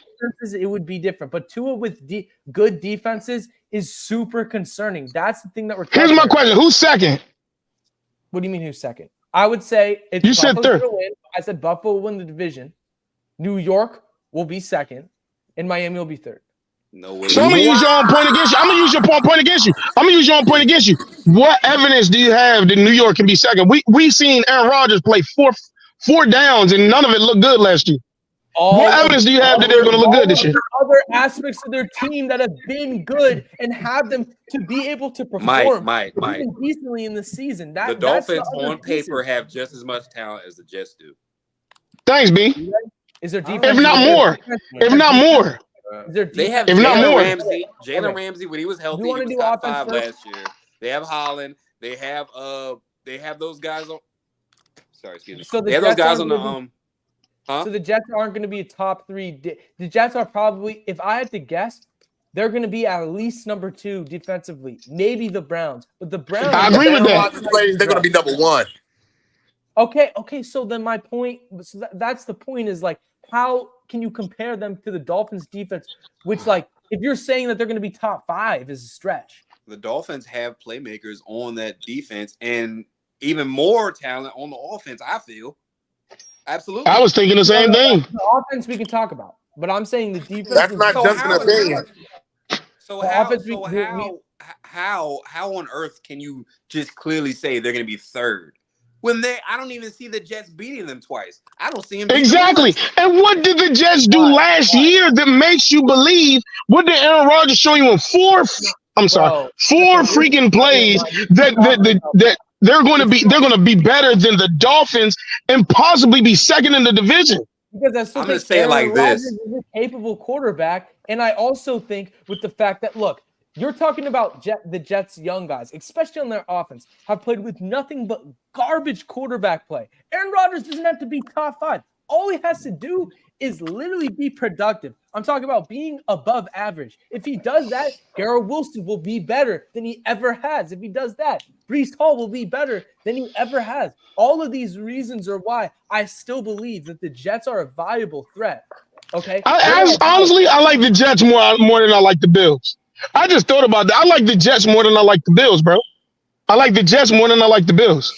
Okay, well, I mean, I think the Jets with Aaron Rodgers, who played 4 plays, have a better chance of being better than the Bills, who just lost their 2 top guys, their 2 top wide receivers. Because let's not forget, Gabe Davis was a factor last year. It's easy to act like, oh yeah, he wasn't the guy, didn't make a bunch of noise, but he was the second guy last year for them. I'm higher on Gabe Davis than your average guy. It's impossible to replace what Gabe Davis did. Yeah, like Gabe Davis is saying shit. I ain't gonna lie. Yeah, exactly. Gabe Davis is replaceable. He's so legit early. Is Gabe Davis the top 25 receiver in the NFL? No. We're not having that. I said number 2, bro. I said number 2. Number 2.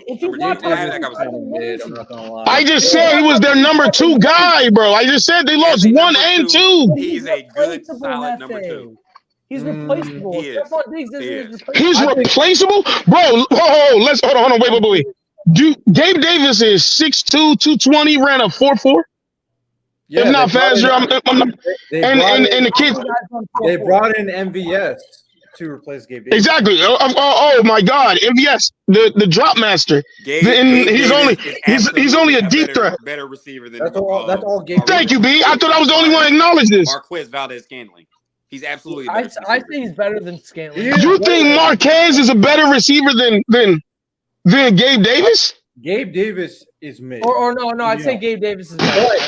I do think Gabe Davis is mid. Marquez Valdez-Scantling is a bum then because he is clearly better than fucking MVS. I agree. But he's not even starting, but he is their deep threat.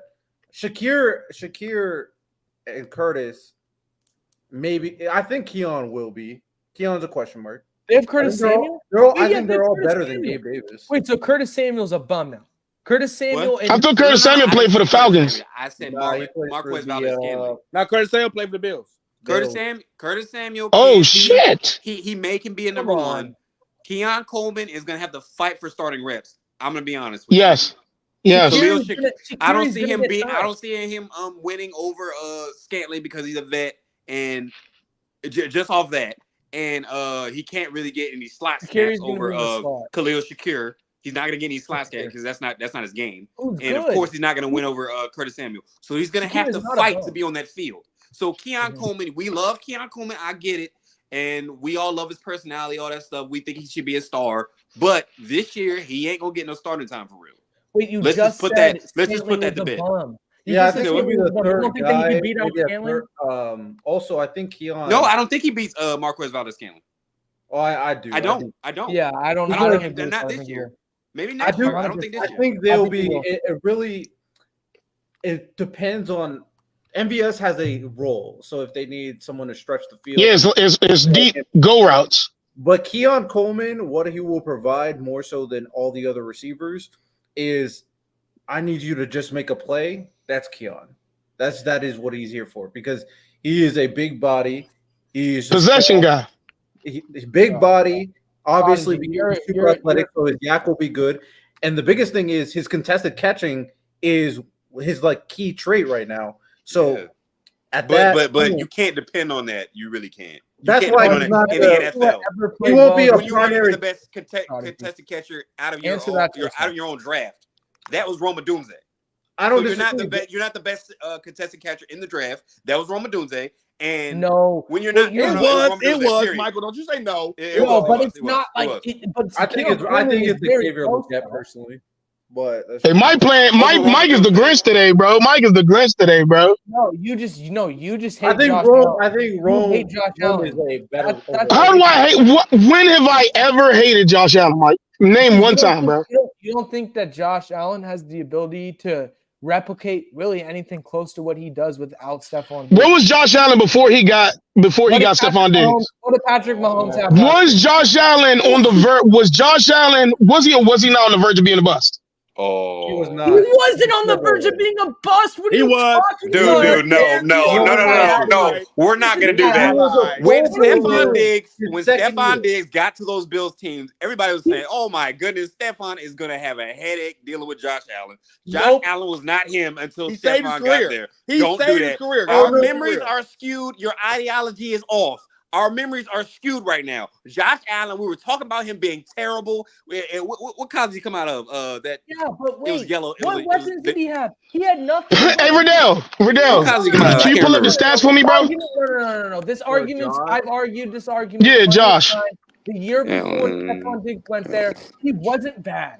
He was yellow. Wyoming. He was going to be. He had nobody around him. Him coming out of Wyoming and him being drafted that high, everybody was throwing their phones because they cannot believe it. Yo, Riddell, you got the stats? Yeah, I do. Josh Allen, I agree. His rookie year was bad. His second year, in the NFL, bad also. The team went 10-6. I don't care about the team. I'm talking about him. Oh, okay. 3,000 passing yards, 20 passing touchdowns, and 9 interceptions. That's terrible. That is garbage. That's terrible. That's not terrible. That's just average. That's like slightly below average. With no weapons. Those are Alex Smith numbers, man. Mo, you said Donovan McNabb was trash. Man, shut up, Mo. Yeah, Mo, get out of here. Hold on, what you mean? What you mean? That's slightly below average. Now he listen, anything between 3,000 and 3,800 yards and 3,700 yards, that's average. That's all average. True. Okay, so Jordan left season. Pause. 900 yards. Mo, we gonna get back on your ass because you called McNabb a bum. But those cruddy numbers that he just named off, you're telling me he never topped it. He never topped 4,000 yards. Hold on. Michael, pause. The point is that he was showing progression after his rookie year, which was bad. His second year, he was able to have a winning season, better numbers overall, and is showing that he is increasing in level. What was his rookie numbers? Go ahead. His rookie numbers were 2,000 passing yards, 10 touchdowns, and 12 interceptions. Bad. And then so you're telling me now, Riddell, what was his stats when he got Stephon? So his third year in the NFL, when Stephon Diggs joined the team, that's when he made a huge leap, where he went 4,500. Oh, you said what, Riddell? 4,500. You said he made a huge what? Huge leap. No, for sure. Dude, no, you don't even have to say. But Josh Allen was showing he was growing in ability. But what was the stats, Riddell? Let's back it up with stats. Let's see them numbers. His rookie year, he couldn't be any worse. That's a BS take. No, I don't want to even hear the numbers. Yeah, so let's hear them rookie numbers. Let's hear them numbers. Let's hear them numbers, Riddell. The third year. 500, 37, and 10. What? Are you serious? What? Are you? Is that in good? No, Mike. Wait. Is that not a jump? What? Is that not a jump? Yes, but Hefe, this is the argument that doesn't make sense. People nitpick quarterbacks. Oh my God. This doesn't make sense. The man had 1,500 more yards, 10 more touchdowns, 10 more touchdowns with the number one receiver, and only one more interception. And that's not. Let me talk. No, this is why I disagree with you. Because every time somebody doesn't like a quarterback, you try to go to what did they do before weapons? What did they do before this? Patrick Mahomes. No, I just looked up his receivers. They were ass.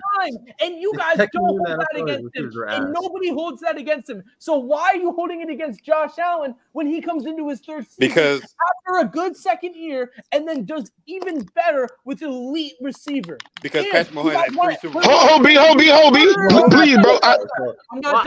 Because what I've been saying this entire time is he's going back to what he had when he first got to the league, and he's going to have to bring these guys up. That's what I've been saying the whole time, Mike. He's going to have to go and do what he failed at doing his rookie year. So he's going to have to walk into he's going to have to get in his head and fight them same nightmares he had when he had nobody.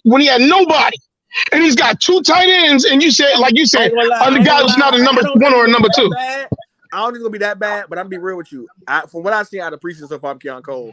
I ain't that impressed. So I don't think he'll be a number 1. I've been telling y'all that. Yeah, I've been telling y'all his tape is not that good. I've been telling y'all that. So I don't think if his starting guy is Kincaid, and again, they're from what I heard, and this is from my folks with Stephon Diggs, is that they want to make Kincaid their Travis Kelce. So they do that. But when it comes to just like with the Chiefs, if Kincaid can step up and be that guy, Mark Andrews type of guy, cool.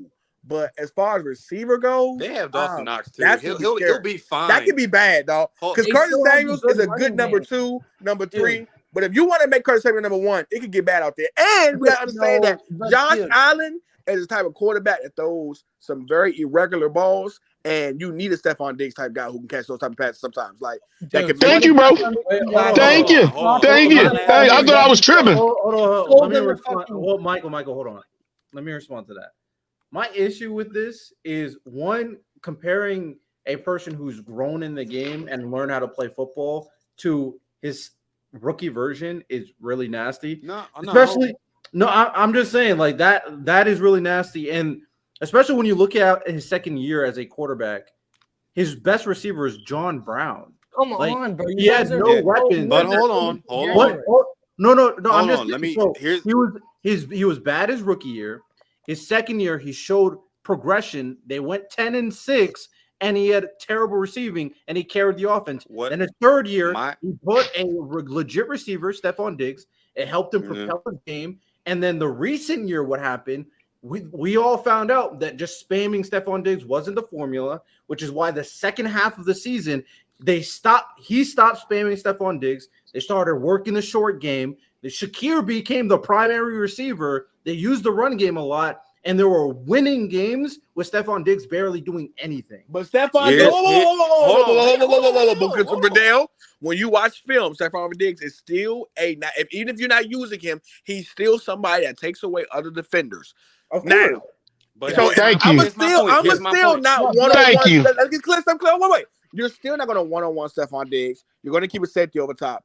With Curtis Samuels and Keon Coleman, you can really one-on-one them, and now we can scheme better against you. Here's my point. Here's my point. Hold on. Here's my point. Here's the point I was making. Josh Allen, his first 2 years in the league, we took him as a joke. That's facts. Period. When Stephon Diggs got there, it propelled his game exponentially. That's Josh Allen became the Josh Allen that we know. Now, it absolutely is. I'm sorry. Well, it helped. I did that counterpoint. It did. But hold on. But okay, so we go into last year. He wasn't throwing to Stephon Diggs as much. Whatever, what's have you? He left. All right. Josh Allen was still great. Now going into this year, he's gonna have to prove himself. Although he has Dawson Knox and Dalton Kincaid, I think personally he'll be fine. But as far as the receivers, Curtis Samuel. You're number 1. Okay, you got to prove it. He has talent, but he has to prove it. Keon Coleman, not going to get some snaps. I'm telling you that right now. Is going to be MVS. We'll see. Who I don't trust. I don't trust MVS. And Khalil Shakir, a decent slot. My point is Josh Allen is still an elite quarterback in this game. He wasn't at one point, but now he is. He's established. I think he'll be fine. But to say that there's not going to be a drop-off, to say that he's going to be able to score with Miami is crazy. Okay, thank you. And that's my whole point. That's my whole point. Thank you, B. Appreciate you, dog. Hefe, this is my question. No, because you want to put the narrative out like Josh Allen was completely made by Stephon Diggs. I didn't say that. I said Stephon Diggs was not a top 5 receiver. They made each other. He wasn't considered a top 5 receiver. He was like top 10, top 15. That's what happens. But Mike, he got on the Bills. Hold on, bro. Receiver, Mike, and you had to share the ball with somebody. And again, I don't think it was a top receiver at the time. Then when you go to another team, you expect for a guy to go to another team and be the. For instance, we all know that, Brett. Prime example, right? Once they got rid of Amari Cooper, what do you say? Once they got rid of Amari Cooper, Michael Gallup wasn't the guy he used to be. CeeDee Lamb automatically became number 1. Became more productive. And we say Brandon RU goes to the Chargers, he'll become a number 1. Let's be fair. So in Minnesota, Stephon Diggs was a top 5 receiver then? No, what I'm saying to you is that. That's my point. Josh, he benefited from they going made each other. I mean, we don't have to make this. They both made each So other. he been. So Mike, you said he benefited. You said he benefited, but you was just complaining about. So he didn't make him. One guy was a amnesia. One guy was having amnesia. The other guy was the shit. What's your point? Ho. You was just complaining about. You was just complaining about John Brown. You was just complaining about he only had John Brown. Now that he got a bona fide number one guy who proved he was a number one guy over seasons with Josh Allen. Now that's not a help. Not before. No, I'm saying that they both made each other better. Because Stephon Diggs wasn't doing anything to garnish any attention out of Minnesota. No, you can't give credit to one player for both of their leaps. They both improved each other. But you can't give credit to one player, but you're giving the credit. But you're giving it to Josh Allen. But you're giving the credit to Josh Allen, which is one player. To both of them, Hefe, not just Josh Allen. But I'm saying it's not just Stephon Diggs. Stephon Diggs didn't make Josh Allen fully.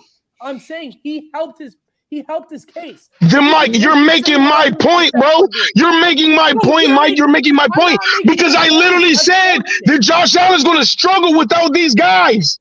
You're literally making my point, Mike. But he's going to struggle without those guys. Let's go with your narrative. Let's go with your narrative. You said they made each other, right? Cool. Now they're not with each other. So what are they going to do, Mike? You don't think there's going to be a drop off at all? So you don't think they're going to be Hello.